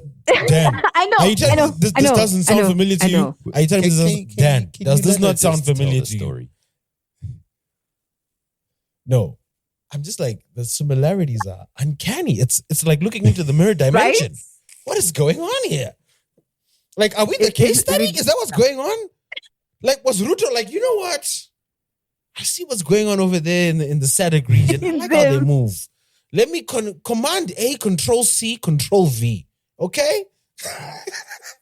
I'm just actually going to, I've pulled up all the stuff, okay? So, so let me finish with the wives' offices. For example, Ruto and his wife, her name is Rachel, they lie that they're super holy and they go to church and they're constantly praying for us. And sometimes last year we had really bad flood. Was it last year? This year? Well, it was meant to be last year, flooding. And when the rains came before that, they were saying, oh no, we were praying for the rains. And the rain came and it was really bad, flooding until people died. And we were like, is this what you were praying for with your God or what's happening? The First Lady even once brought Benny Hinn on taxpayers' money to pray and run a crusade in our country. Number 2, the First Lady's office had over 200 staff members, right? And we were paying for it as taxpayers. Some of the staff members, they were called intercessors. Basically, their work was to pray. And they were earning 200,000 Kenya shillings, which is like just below, maybe about $1,500 to $1,800 to pray. And I was like, so how do you track? What are the KPIs? Like, how do what is happening here? Clearly, Why you are have we no paying faith. someone to pray? KPIs with faith, come on. That's one. Number 2, these 2 offices of these 2 wives that we're paying for it is unconstitutional. Our constitution is very clear. Those people's offices are none of our business and our money is not concerned, right? But it's just so you know why we were so angry. For Ruto, the president, deputy president, and another unconstitutional post he created was for prime deputy speaker something, right? He's like a prime minister, but we didn't need a prime minister because we have a goddamn president and deputy. So he created a post whose wife we're also paying for her office, like president, deputy, and this other guy. Their allocation for motor vehicles is 2.622 goes to buying them cars. 200 million shillings goes to buying them cars, okay? For State House, in terms of furniture, the budget for the furniture in State House, I want you to keep these numbers in mind because this guy is saying with the finance bill that we don't have enough money as a country, so he needs to tax us more. But the furniture in his State House is costing him 1 billion Kenya shillings. That's the allocation that they've put to it, right? On top of everything, the unconstitutional offices that I spoke about are it's sat in by a guy called Musalia Mudavadi and his wife's name is Tessie. Their budgets every month is 91 million shillings, which translates to 21 million shillings every week, 3 million shillings every day, 125,000 Kenya shillings every hour. For an unconstitutional office that our president just created out of nowhere, right? Ruto also came into power with advisors. He had about 6 advisors. We hear rumors that some had been fired, but before the protests, they were 6. And how much were they earning? 1.1 billion was allocated for these advisors who clearly were not doing their work because we were in the problem we were in. So Kenyans basically, and this is just some of the nonsense. This is just a small bit of the nonsense. So Kenyans took to the streets to reject the finance bill because clearly we do have money, so we don't need to be taxed more. We actually don't even need to be borrowing from the IMF. We just need to stop buying whatever furniture this is that you're buying that's costing you billions. And I think we should be good. So what we were met with, the first day of the protest, I've gone for almost every protest. I think I've been to like 9 or 10. And the first one, what it was meant to be is a vigil. We were going to sit outside Parliament and we were going to basically make it be heard, because how our law is Parliament, our members of Parliament were going to vote either for or against the finance bill. We were going to vigil outside, as is our constitutional right. When we got into the CBD, we were calling this Occupy Parliament, this protest, that was the name. We got into the CBD of our capital, Nairobi. And what did we get met with? I still remember going in on my boda, the motorbike, and it's just like these huge trucks. And like, it's like you were on a battlefield, you know? And all we were armed with is like a bottle of water, like a flag. So just like, whoa, what's happening here? And the first protest I went for, we had a dress code. We wore all black. And let me tell you, Dan and Phil, they were hunting us. We would duck into like stalls in town and they would come in with their guns. And I remember my friend and I having to buy new clothes to wear on top of our black clothes so that we could pretend that we were not in the protest, so that we are not arrested. They were plainclothes cops everywhere. The next protest, the town in the CBD was full of young people from different walks of life, different tribes, different economic backgrounds. I still remember some guy, you were talking about a Lamborghini. Okay, so it was not a Lamborghini, but it was a sports car. Some rich kid brought like a sports car. It was like weaving in between the crowds. And another one brought like a lorry.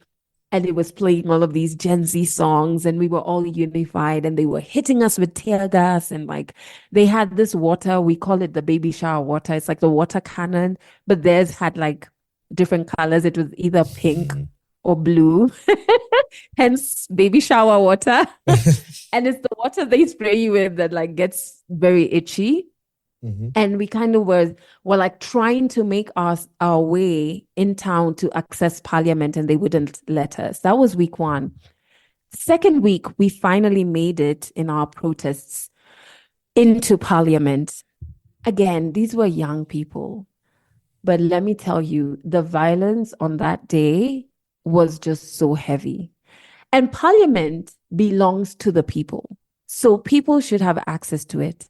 But what happened is there were snipers on buildings shooting at demonstrators, shooting at them from town and from the Parliament once we made it in. Were these live rounds or rubber bullets?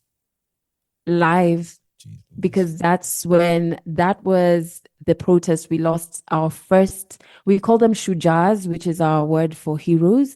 Our first Shujar, Rex Minor, we lost him on that day. We lost so many people. Like, I'm just remembering it and I'm just getting like goosebumps, because there was one guy who they shot right outside Parliament in the head, and then they tear gassed his friends as his friends were trying to move him away. And there's this iconic picture, I'll send it to you, of his friends standing over his body, holding the Kenyan flag, surrounded by tear gas. And there's video footage of, a medic confronting the police saying, we need to evacuate these injured people. Like, can you stop throwing the tear gas? Because we also need to take them to hospital, etc. And this one police officer says in Kiswahili, we're still going to kill some more. What happened that day after Parliament was there was a lapse in our network from our main telco or biggest telco, which is Safaricom. And I can say this very openly because quite a few even influencers and public personalities, myself included, have boycotted ever working with them because the network went down when we got home. And so we couldn't get onto the internet, we couldn't make calls. What was happening at that time is the police had gone into Githurai. It's a place in Nairobi, and it's a low economic area.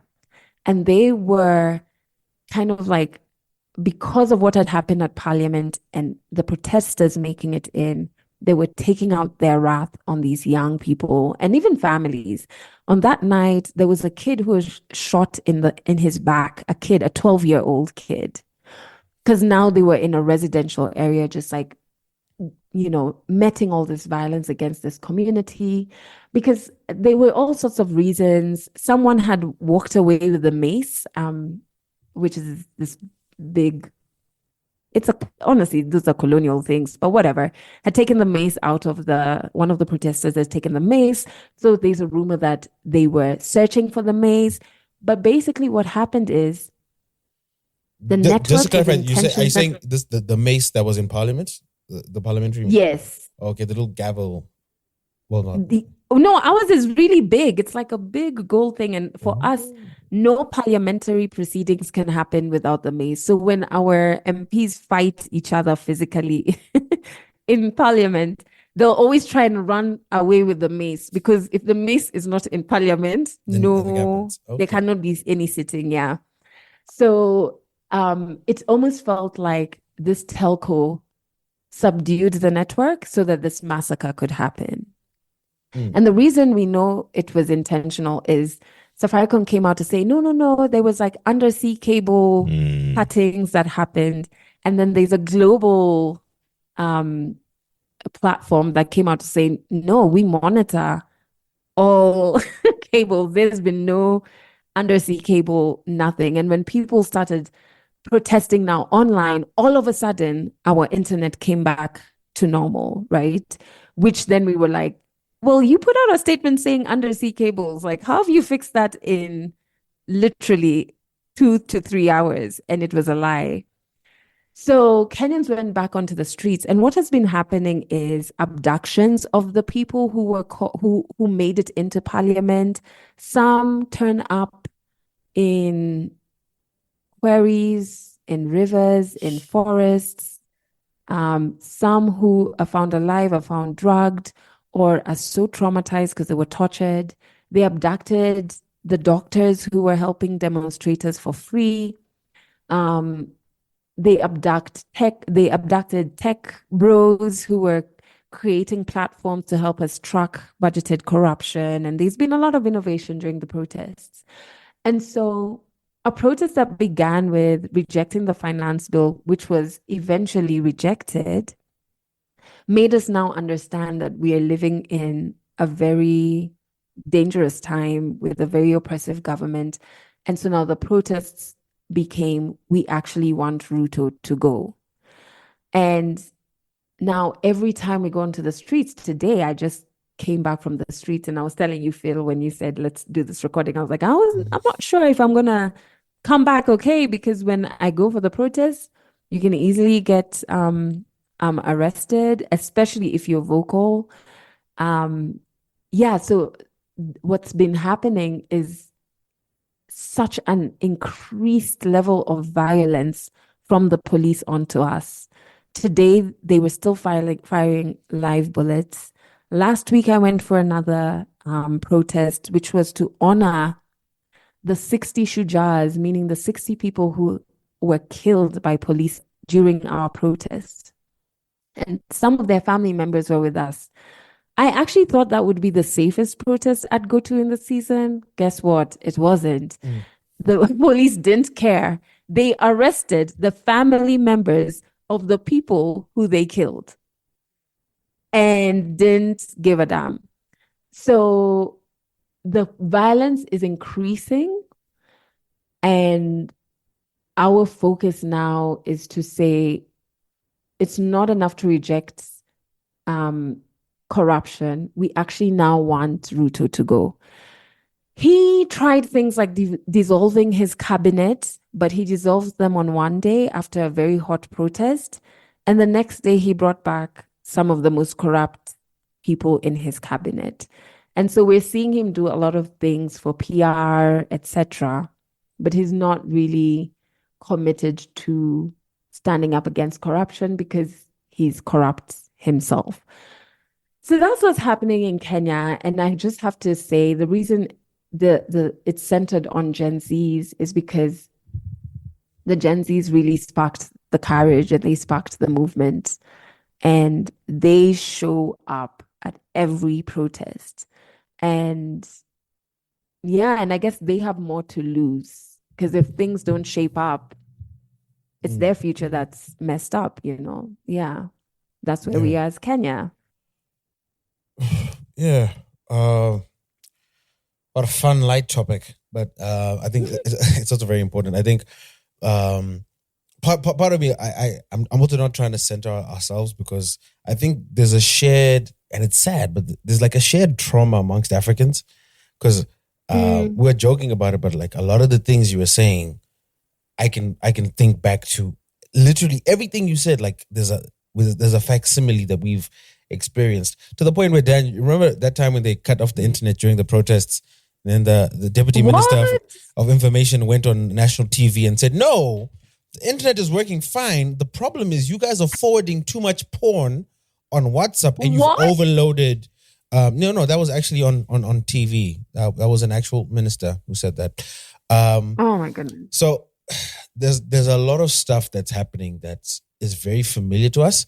And I think that's also why it resonated with a lot of people across Africa is they understand the concerns, they understand why you're writing. And I think there's also a level of admiration that, you guys are coming together. As you said, Gen Z are taking the lead in this, and also the older generations being, I don't know if you maybe be correct, if the word is like aware or humble enough to be like, you know what, you kids, you take the lead, we'll support where we can. Or you got instances of like one of your biggest international correspondent journalists, like using his platform unabashedly to make sure that he covers this, despite the outages. There's a lot of unity in that. I think that's admirable, but also it's frustrating that it has to come to that. Since then, what has it been like, and what is like today's protest like? Is there still that? Are they still meeting you guys with violence, or are they being a lot more strategic in how they try to address the issues? Oh no, they're still meeting us with tons of violence. Like, we moved from Occupy Parliament, we went to Occupy our main airport, violence. We moved to Occupy State House. That made Ruto have all these army guys around State House. And we were kind of laughing that for a guy who kept traveling, like he was out of the country more than he was in. I told you earlier, he had used 8 billion on travel in 9 months. So all of a sudden, he has not left the country since June. Because again, African countries, he may leave and come back and things are he's no longer the president. You guys are ruining my man's holiday plans. You already had his outfit for Maldives. He was like, I'm gonna hit Paris. I'm gonna hit the Alps. It's like, I'm gonna kill them. I'm missing the Olympics right now as we speak. I have to deal with these bloody protesters. Jeez Louise. He literally did say he was like, when he was ushering out our Olympics team, he was like, now, since I'm not going to Paris, and I was like, sis, you have to stay in your country. This is work. What do you want to go traveling for? But what I've seen is, first, I will say the positives and the changes I've seen, right? So the first thing I've seen is like Kenyans, oh my goodness, we kind of understand that in a revolution, you have to find what your strength is and bring it to the fight, right? Not everybody is made for protests, especially protests in an African country, which involve a lot of running, a lot of tear gas, a lot of screaming. It's not organized, it's wild. But what we've seen is those like me who express themselves through protests can do that. The lawyers who have waived like legal fees for certain things, and they've been educating us on certain bills. The doctors showing up to the protests and like giving free medical care. And the doctors even get tear gassed, but they still continue. The lawyers, today, lawyers got arrested. They went to the police station to get arrested protesters released. They themselves also got arrested, right? So I'm seeing a lot of unity, and like the journalists, like Larry Madowo, he, works with CNN now, but he'll always, even if he's out of the country, for today's protest, he landed this morning and he was on the streets today, and they shot tear gas directly at him because they know he is amplifying the real story on a platform that now our government can't censor, right? So he was being targeted today. So I'm seeing a lot of that coming up, and like young people creating town halls. We call them barazas here. And so every week they meet in town to talk about different bills, which is just so wonderful to see. It's actually a good practice even after we get rid of Ruto. It's something we have to continue doing. But the bad thing that I've seen is, I don't know if you guys hate respectability politics as much as I do. And like old African leaders, like they love that. And it's just so irritating. And so they'll always say things like, when they're trying to tell, then they keep making this a Gen Z thing, but it started with Gen Zs, but on the streets, it's different age Even groups, you are there, right? Even Adelle. older people. And even I was there. And so, done.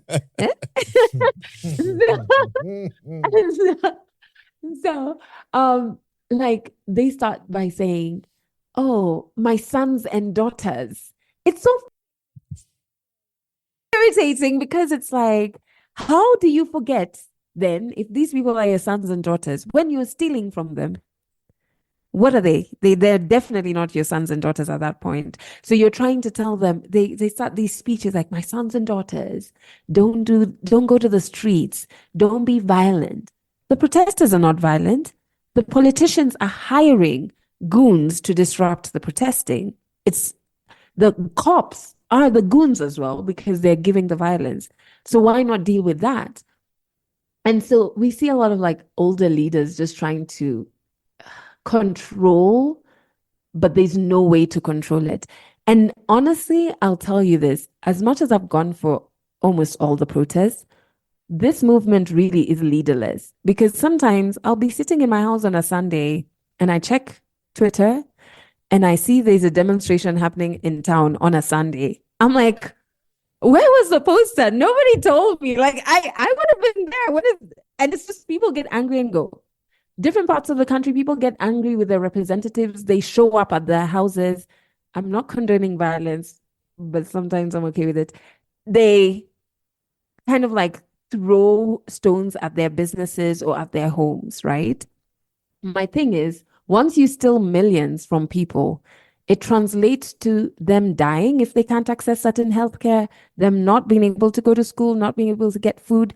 Of course, that person is going to throw a stone at you, So there's now an awareness I'm seeing, but the problem is our leaders are just so it's a marathon. It's a marathon. I know it's going to take us months of weekly protests to get Ruto to the edge where we want him to get to. Is the rest of the world paying attention? Are you getting any kind of support or even really just attention?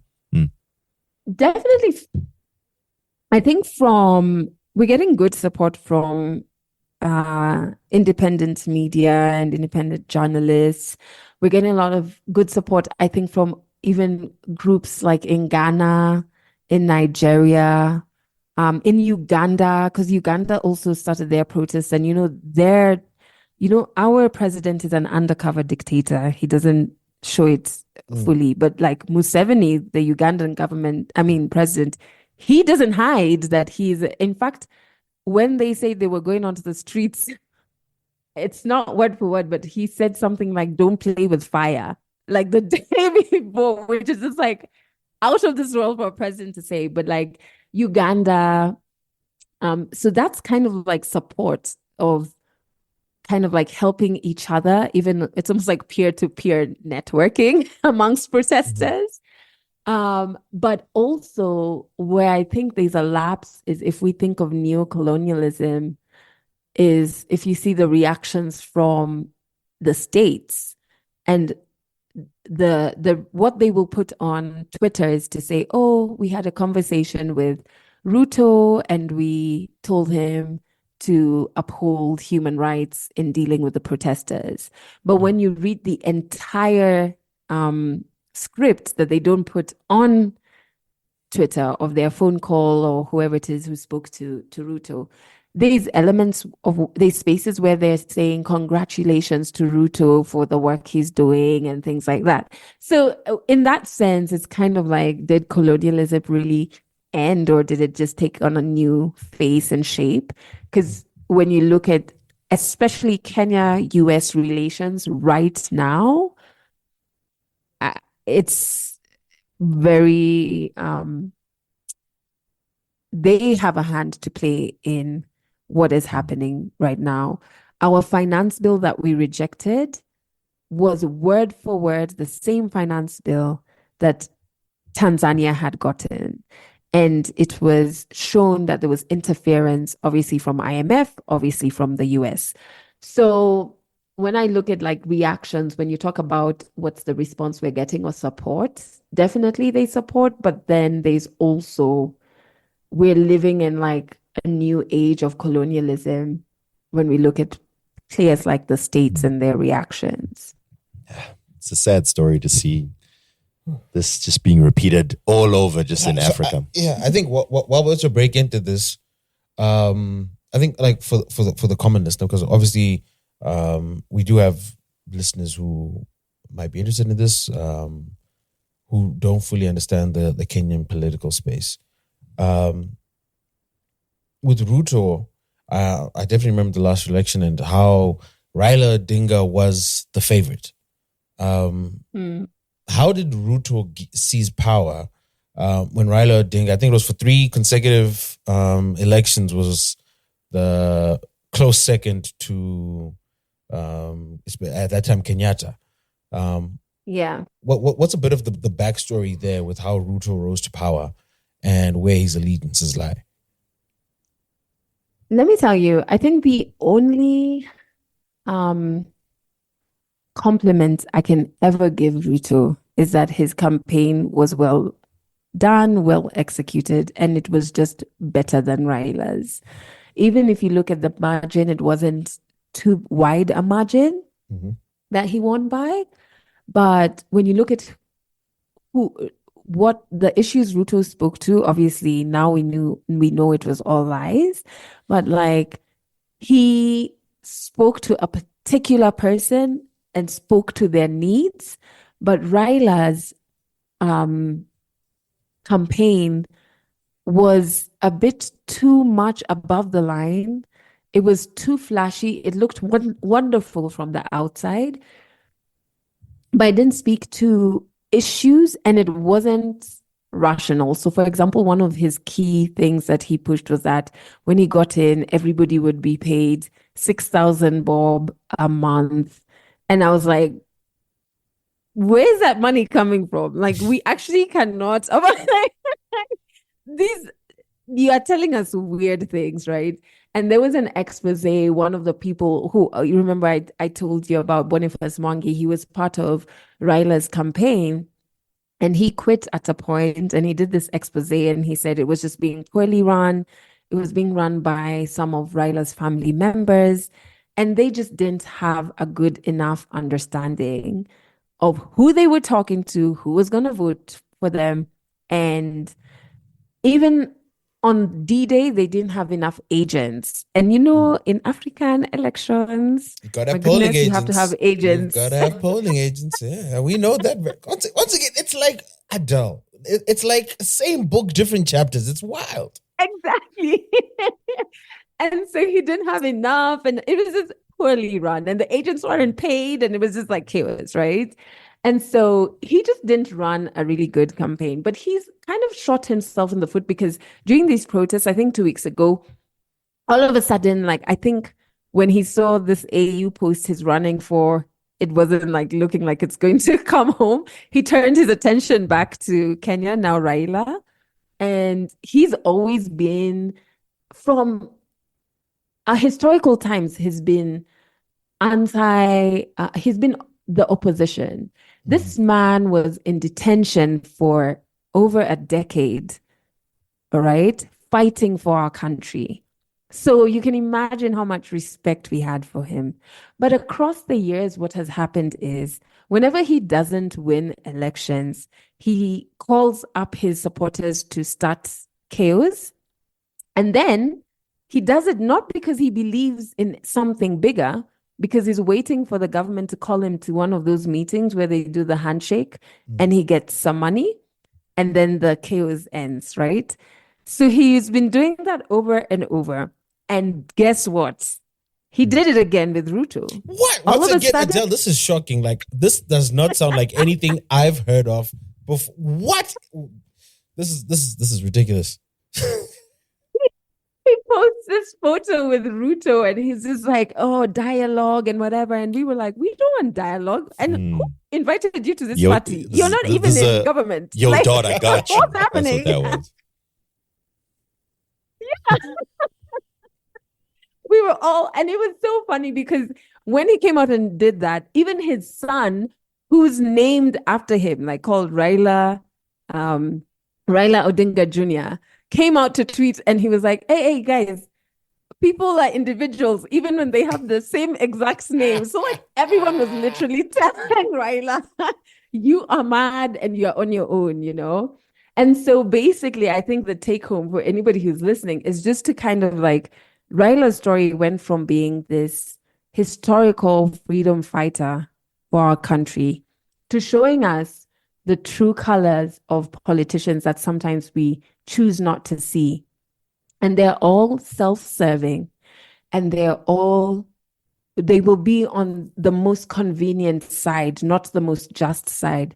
What does that mean for Africans? It means we need to be voting for leaders, not politicians. There's a big difference between the two. And when we get leaders in government and in public office, let's say as a president, and they are appointing their cabinet or their ministers, they need to be pressured into appointing technocrats and people who actually have the expertise to run the health docket, the mining docket, the internal security, foreign affairs, all of that, instead of hiring politicians to do a job that's not theirs. And so sometimes, and I was saying, as Kenyans, we let politicians get into roles that require leaders, and then we get shocked when all they can do is politic. But that's all they are, right? This is not a leader. He is just a good guy to cheer up the crowd and stuff, and he doesn't have. So for Raila and how things have panned out for him, it's just become this great story to teach us, like, we need to be looking for leaders and not politicians. Yeah.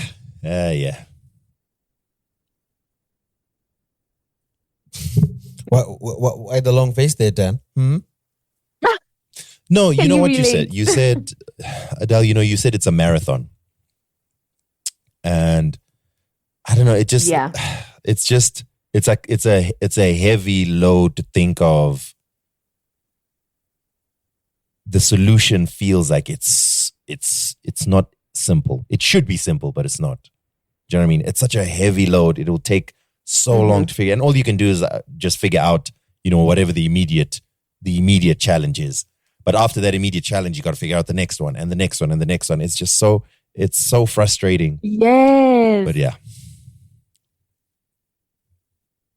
And you have to take rests and I always tell people, like, allow yourself to feel every feeling. Feel angry, feel sad, feel joy when there's joy. I mean, like, Kenyans, we're great with memes. So there's moments in the protests where people are creating the most fantastic memes. And I'm like, this is actually so important for us to laugh and feel some sense of joy but in this time. Not great at tours. That's the thing. You have to feel all the feeling. That's the only thing. Wait, what year was this? There were probably like 10 Kenyans. No, look. What year were you beating us? It's one and done. It's once for all time.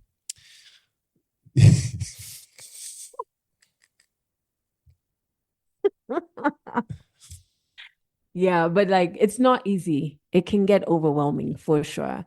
Well, we wish you all the best in your efforts, and like it feels empty to say, but stay safe. Yeah, and also obviously it may make a difference, it may not, but there's an African diaspora that's always trying to lend a hand because they resonate with what you guys are going through.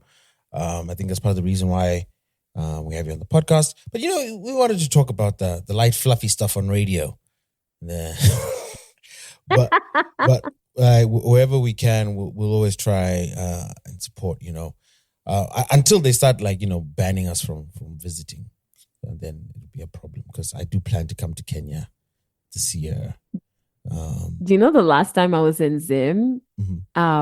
Which was my first time when I met you guys, and I was at this event and I did this speech and I called out your president. I think in my head, I didn't realize the magnitude of certain things until I got back to my hotel, and one of the organizers told me, the big man is asking for your speech.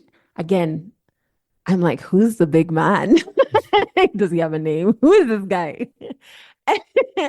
And that's when, and I think I'd extended my stay because now I was going to do work stuff. And I was just like, can we give him my speech towards the end of the week? Because then I can leave as I'm running out of the country. You're like, here you go, bye. It's on page 43. Bye.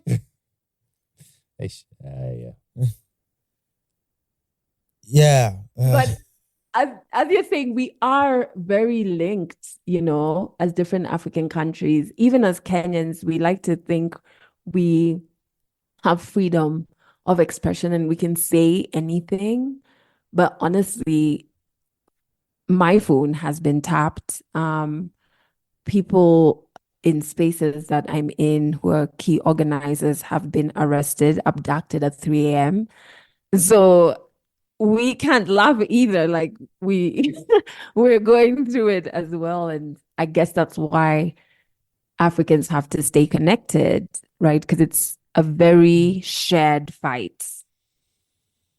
Yeah. I think ultimately that's the take home. And we're all connected. I mean, even though Dan would like to divide us with his silly beefs, at the end of the day, we're all connected. We all one Africa, and we all call meat nyama, which means something to us. They started. Look at you. I need proof. I need screenshots of this. In efforts to make sure that we move towards peace, I deleted things. Because let's get rid of all that old stuff and let's start with on a new leaf where you acknowledge that you lost first, and then we can move forward. With you as our inferiors, but.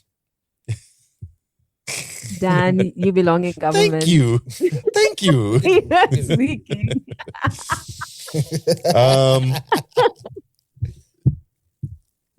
I suppose it is still kind of important. Tell us what's hot in the entertainment scene in Kenya.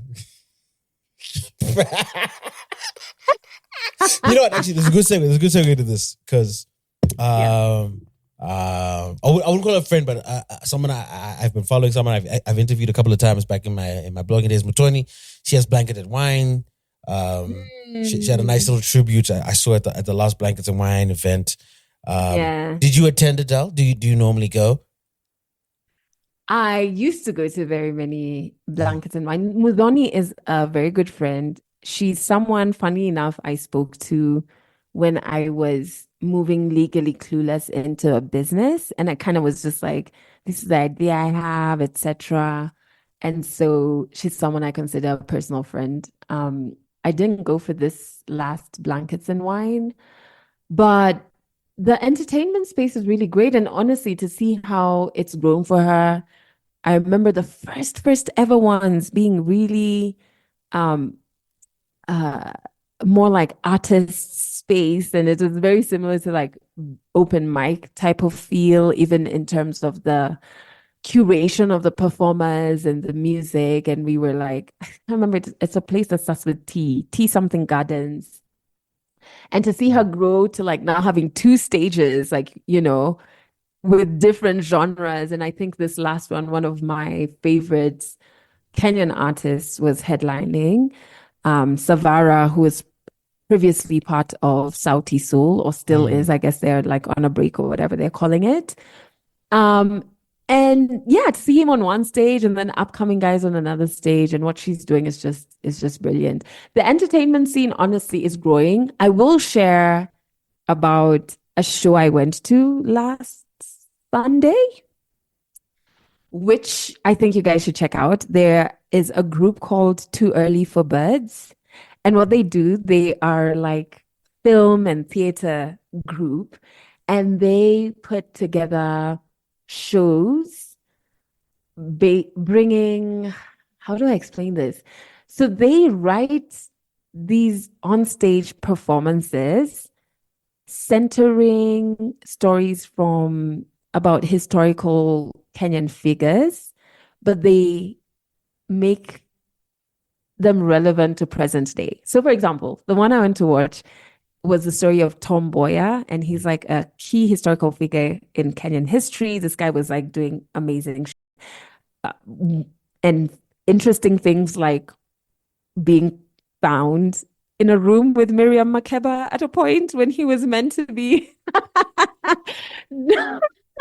helping us drive our first president to his inauguration. He couldn't be found anywhere, and he was like in a hotel room with Miriam Makeba, which I just thought was it's Miriam Makeba, guys. You know, sometimes it's once in a lifetime. You know, you got to weigh your options. Miriam Makeba, I'm going to see the president again. I mean, like, there are other people with driver's licenses. Come on, guys.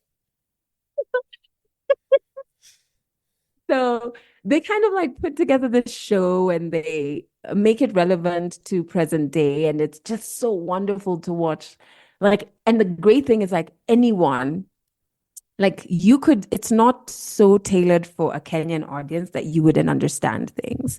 So any African would be able to learn about historical figures in this fun, artistic way. And it was one of the best shows I've seen in a long time. And so I would say our entertainment scene is really diversifying. For a while, we only had like big concerts, like dancehall artists and like Nigerian artists. There's a lot of South African artists at a point as well. But now we're seeing a lot more stage plays that are huge. Like this one I'm telling you about, Tom Mboya, sold out 3 days in a row in this huge auditorium space we have. And they now have to do another rerun. So they're like scrambling to put together another, because guys are like, oh, we want to see it. So I would say like our entertainment scene is like really blowing up and moving past only being conventional like concerts. That's cool. Who's with your very young self? Who are you paying attention to? Who's like really got you like, yo? Ooh. Okay, so there are a couple of people. I'm trying to get like links, but there's this guy. We're actually on the streets together today. His name is Charisma. He has such a good voice. Oh my goodness. So I'm gonna send you a song that I want you to check out. Mhm. Actually, he's launching his album that has this particular single. Sorry, guys. They have this particular single. I think he's launching it tomorrow, if I'm not wrong. But he's amazing. I'm definitely rooting for him. And then there is our protest anthem. I have to definitely share that with you. It's a song called Angukanayo. Okay, so first that's Charisma. So Angukanayo means Sorry. for. Oh, okay. I thought that was me. Angukanayo means fall with it, basically, right? And so when the song was released, they were just doing like a fun song, you know? And then the protests happened and people started using the term Angukanayo, like basically saying, since the finance bill has fallen, now all these leaders need to fall with it. And it has this cool, crazy dance. And so let me send that as well. Where is it? Oh, here we go. Dup. So this is like really, this Angukanayo one is like really smack in the middle of Gen Zs and what they're listening to. So I sometimes I don't even understand what they're saying, but I'm like, I love this one. Who else am I checking out? I think Phil, I've seen you share Miss Karun stuff. I really love her. Oh yeah, she's been on the podcast. You know, I've known her from back in the Kamula days. Yes, and I love how she's growing. I was watching I think she has a live show this weekend, if I'm not wrong. And so I'm loving the stuff that she's putting out. And then Savara. I don't know if you're listening to a lot of stuff like Savara is doing. Oh yeah. We've been following. I think it's also because, it's also because he plays the drums. So I'm always like, his songs, he always pays attention to percussions and like centers that in his beats, which I absolutely love. And so, so the song I love is called Changes. I don't think there's a video for it yet, but there is. Let me send it to you. Changes from 2 years ago. This is going to be a long outro. Yeah. Changes and this other one. Okay. There's one Wait. called... Okay, Adele. We're gonna end the podcast with 2 songs. Yeah, 2. So 2 songs. You've sent this Charisma one. Should we count it in? Okay. And then Angukanayo, which you mentioned. Do you want to? Yeah. Okay. Angukanayo is the protest important song. because it's the protest song. Yeah. Right. And then. Yeah. And then. Okay, we'll leave it at those 2. But yeah, look, I think Adele, we can probably bring this episode to a close. Look at that. We've clocked past 2 hours. Hey, look at that. Oh, damn. Yeah. The conversation was just I didn't even realize. It was just flowing. Adele, if people want to find you, if they want to listen to Legally Clueless, if they want to find out more about what you're doing, how can they find you on the onlines?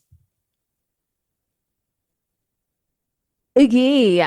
So for Legally Clueless, you can find us either by going to our website, which is legallycluelessafrica.com. And on all social media platforms, it's Legally Clueless Africa. And then for me, you can go to adelleonyango.com or Adelle Onyango on all social media platforms. Very cool. If you're in Kenya, you can find her on the streets.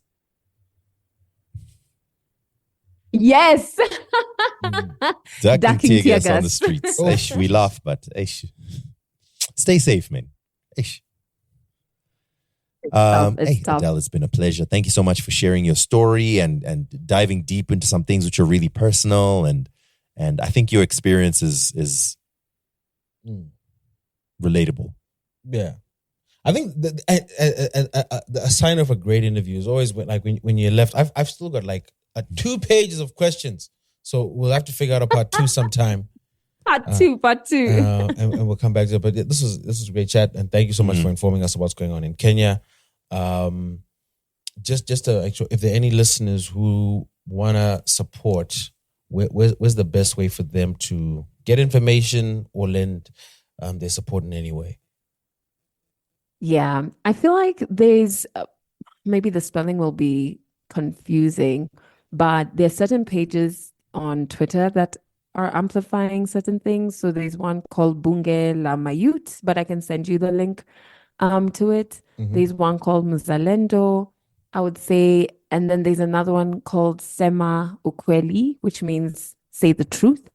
And so they always post if there's any sort of financial harambe, what do we call this, fundraiser that we're doing.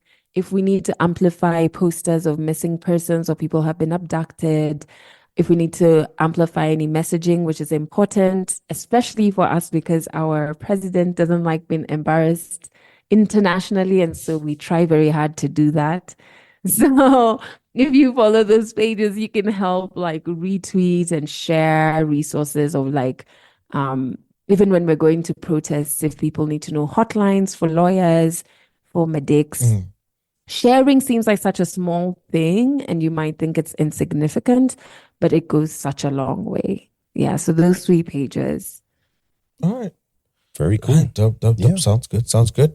And then, I think also next interview, we'll have a more in-depth discussion about the entertainment scene. There's so much happening in Kenya that I'm really starting to find. So much. And I really, I've always enjoyed it, but I think especially now,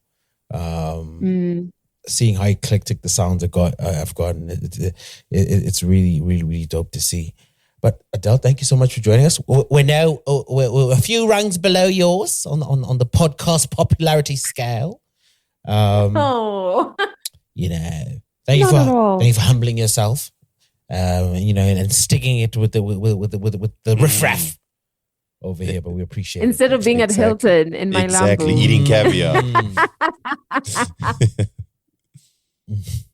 No, thank you so much for having me, and just even out of your own volition, feeling that okay, you have a role to play and you have a platform, and how can you use your platform to help us? I do not take that lightly at all, and so I'm very, very appreciative of that.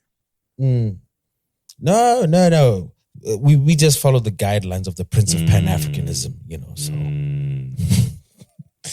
Yeah. No, but for real. We are one people. We are. Yeah. And I'm looking forward to, I'm also just trying to solidify my nyama choma when I come through. So you know what I mean? I got you. So the people that listen were like, yo, that Zimbabwean guy really has our back. Let's feed him. Dope planning. Free nyama choma. Playing 4D chess out here. 4D chess.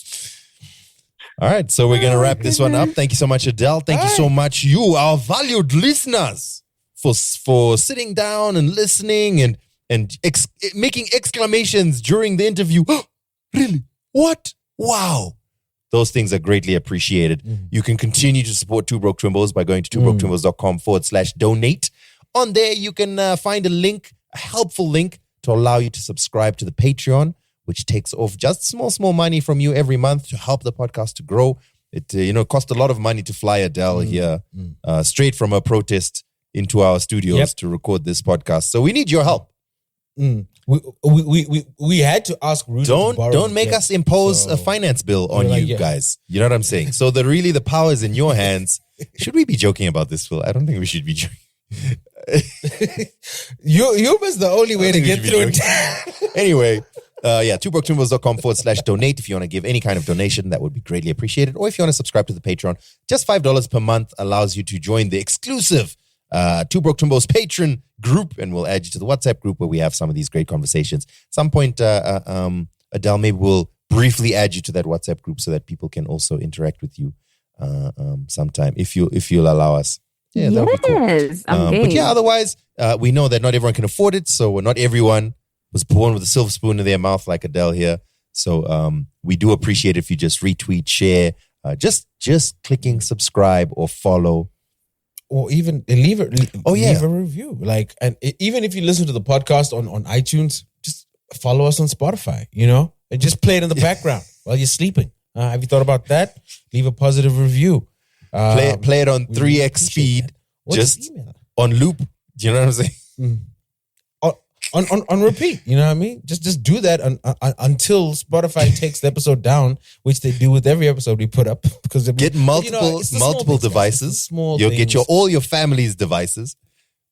Anyway, thank you so much, guys.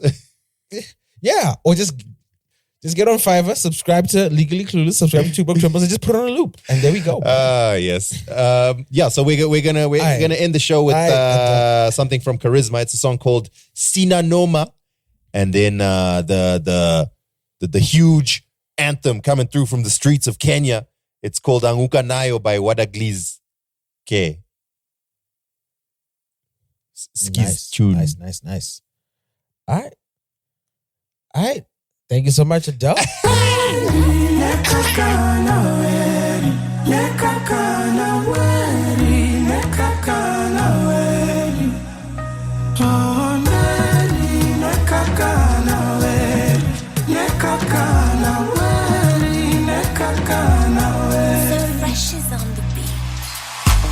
Another day, another crisis. Keyboard warrior still typing. Minelaba siku hizi spendi fighting. Na maheta hawawezi ntoa timing. Na hata wakinita guide, I know my baby will be by me. Na wakiniseti kwa IG, dawa ya watiaji huwanga silence. Niko sherehe mina vibe, na nyimu nani analyze. Who I wonder why, me I'm just tryna catch a wine. We shughulika na your life. Niko sherehe mina vibe, na nyimu nani analyze.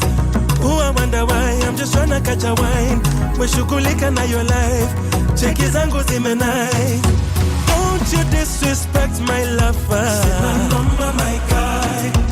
Tonight I don't want no drama. Sinanoma my guy. Chaber dongingero anahero gasianda. Sinanoma leo ni party hadi mchana. Sinanoma my guy. Sherehe na piganga na kikosi. Kwa mfuko pesa haikosi.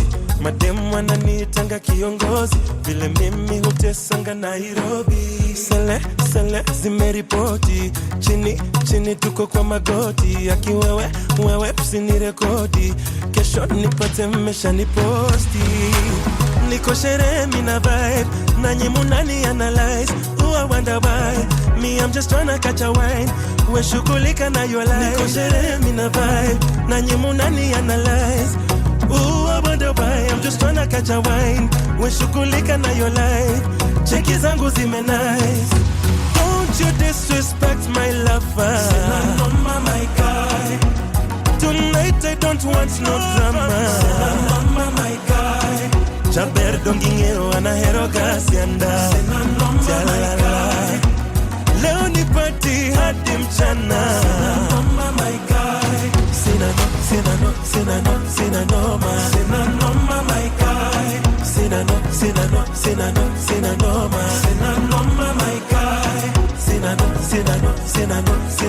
Sinanoma my guy. Chaber dongingero anahero gasianda. Sinanoma my guy.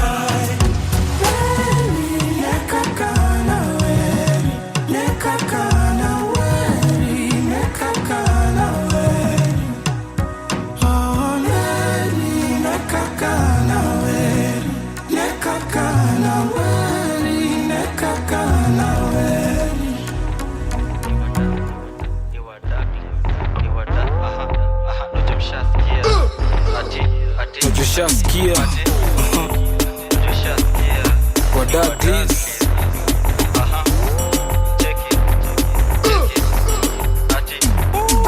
Najoshaskia tukiingia ni kublast huko ngabado na chuklo madam, so anguka nao itabaki meflow na vibe, anguka nao kako single for now, Douglas mteja patikani hadi late night saa 6 ndo taniwai nikupin location na nikofana na hii, sukate call niko chomba ya G, mimi najua utakuwa irizo release, acha nikushow kwanza form ya Didon, nishashika mpua na twende chini kwa chini akiwa hadi na mini, sasa tunasikiza Shin City tuna feel free, take a video na post pale NGC, jina ni Kantel kurapsi ni talent G, anguka nao anguka nao check it, anguka nao twende down low now, stand up to your feet mikono juu alafu click, tuliza pesa alafu one leg, anguka nao one leg, anguka nao anguka nao, anguka nao anguka nao ati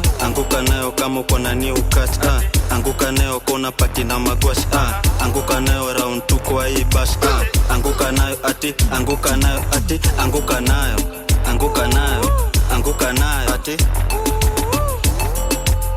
anguka nayo ati anguka nayo na katika msupa webanjuka, cheza chini ukikwendezo madhuta, anguka nayo baby girl ushaitika, mdagi matisho za wadagi step, ama darling tambu serikali juni serikali tamka asali, simnachwa ni nani flow mshati ki don medunga up down ni chi utekiwa poa daily miti, haha sikia beba anguka nao anguka nayo anguka nayo anguka nayo anguka nayo anguka nayo ati anguka nayo mtupa me feel relaxed, anguka nayo kama uko na new catch, anguka nayo kama unapati na magwash, anguka nayo round 2 kwa hii bash, ati anguka nayo anguka nayo anguka nayo anguka nayo ati anguka nayo kama uko na new catch, anguka nayo kona pati na magwash, anguka nayo round 2 kwa hii bash, anguka nayo ati anguka nayo anguka nayo anguka nayo anguka nayo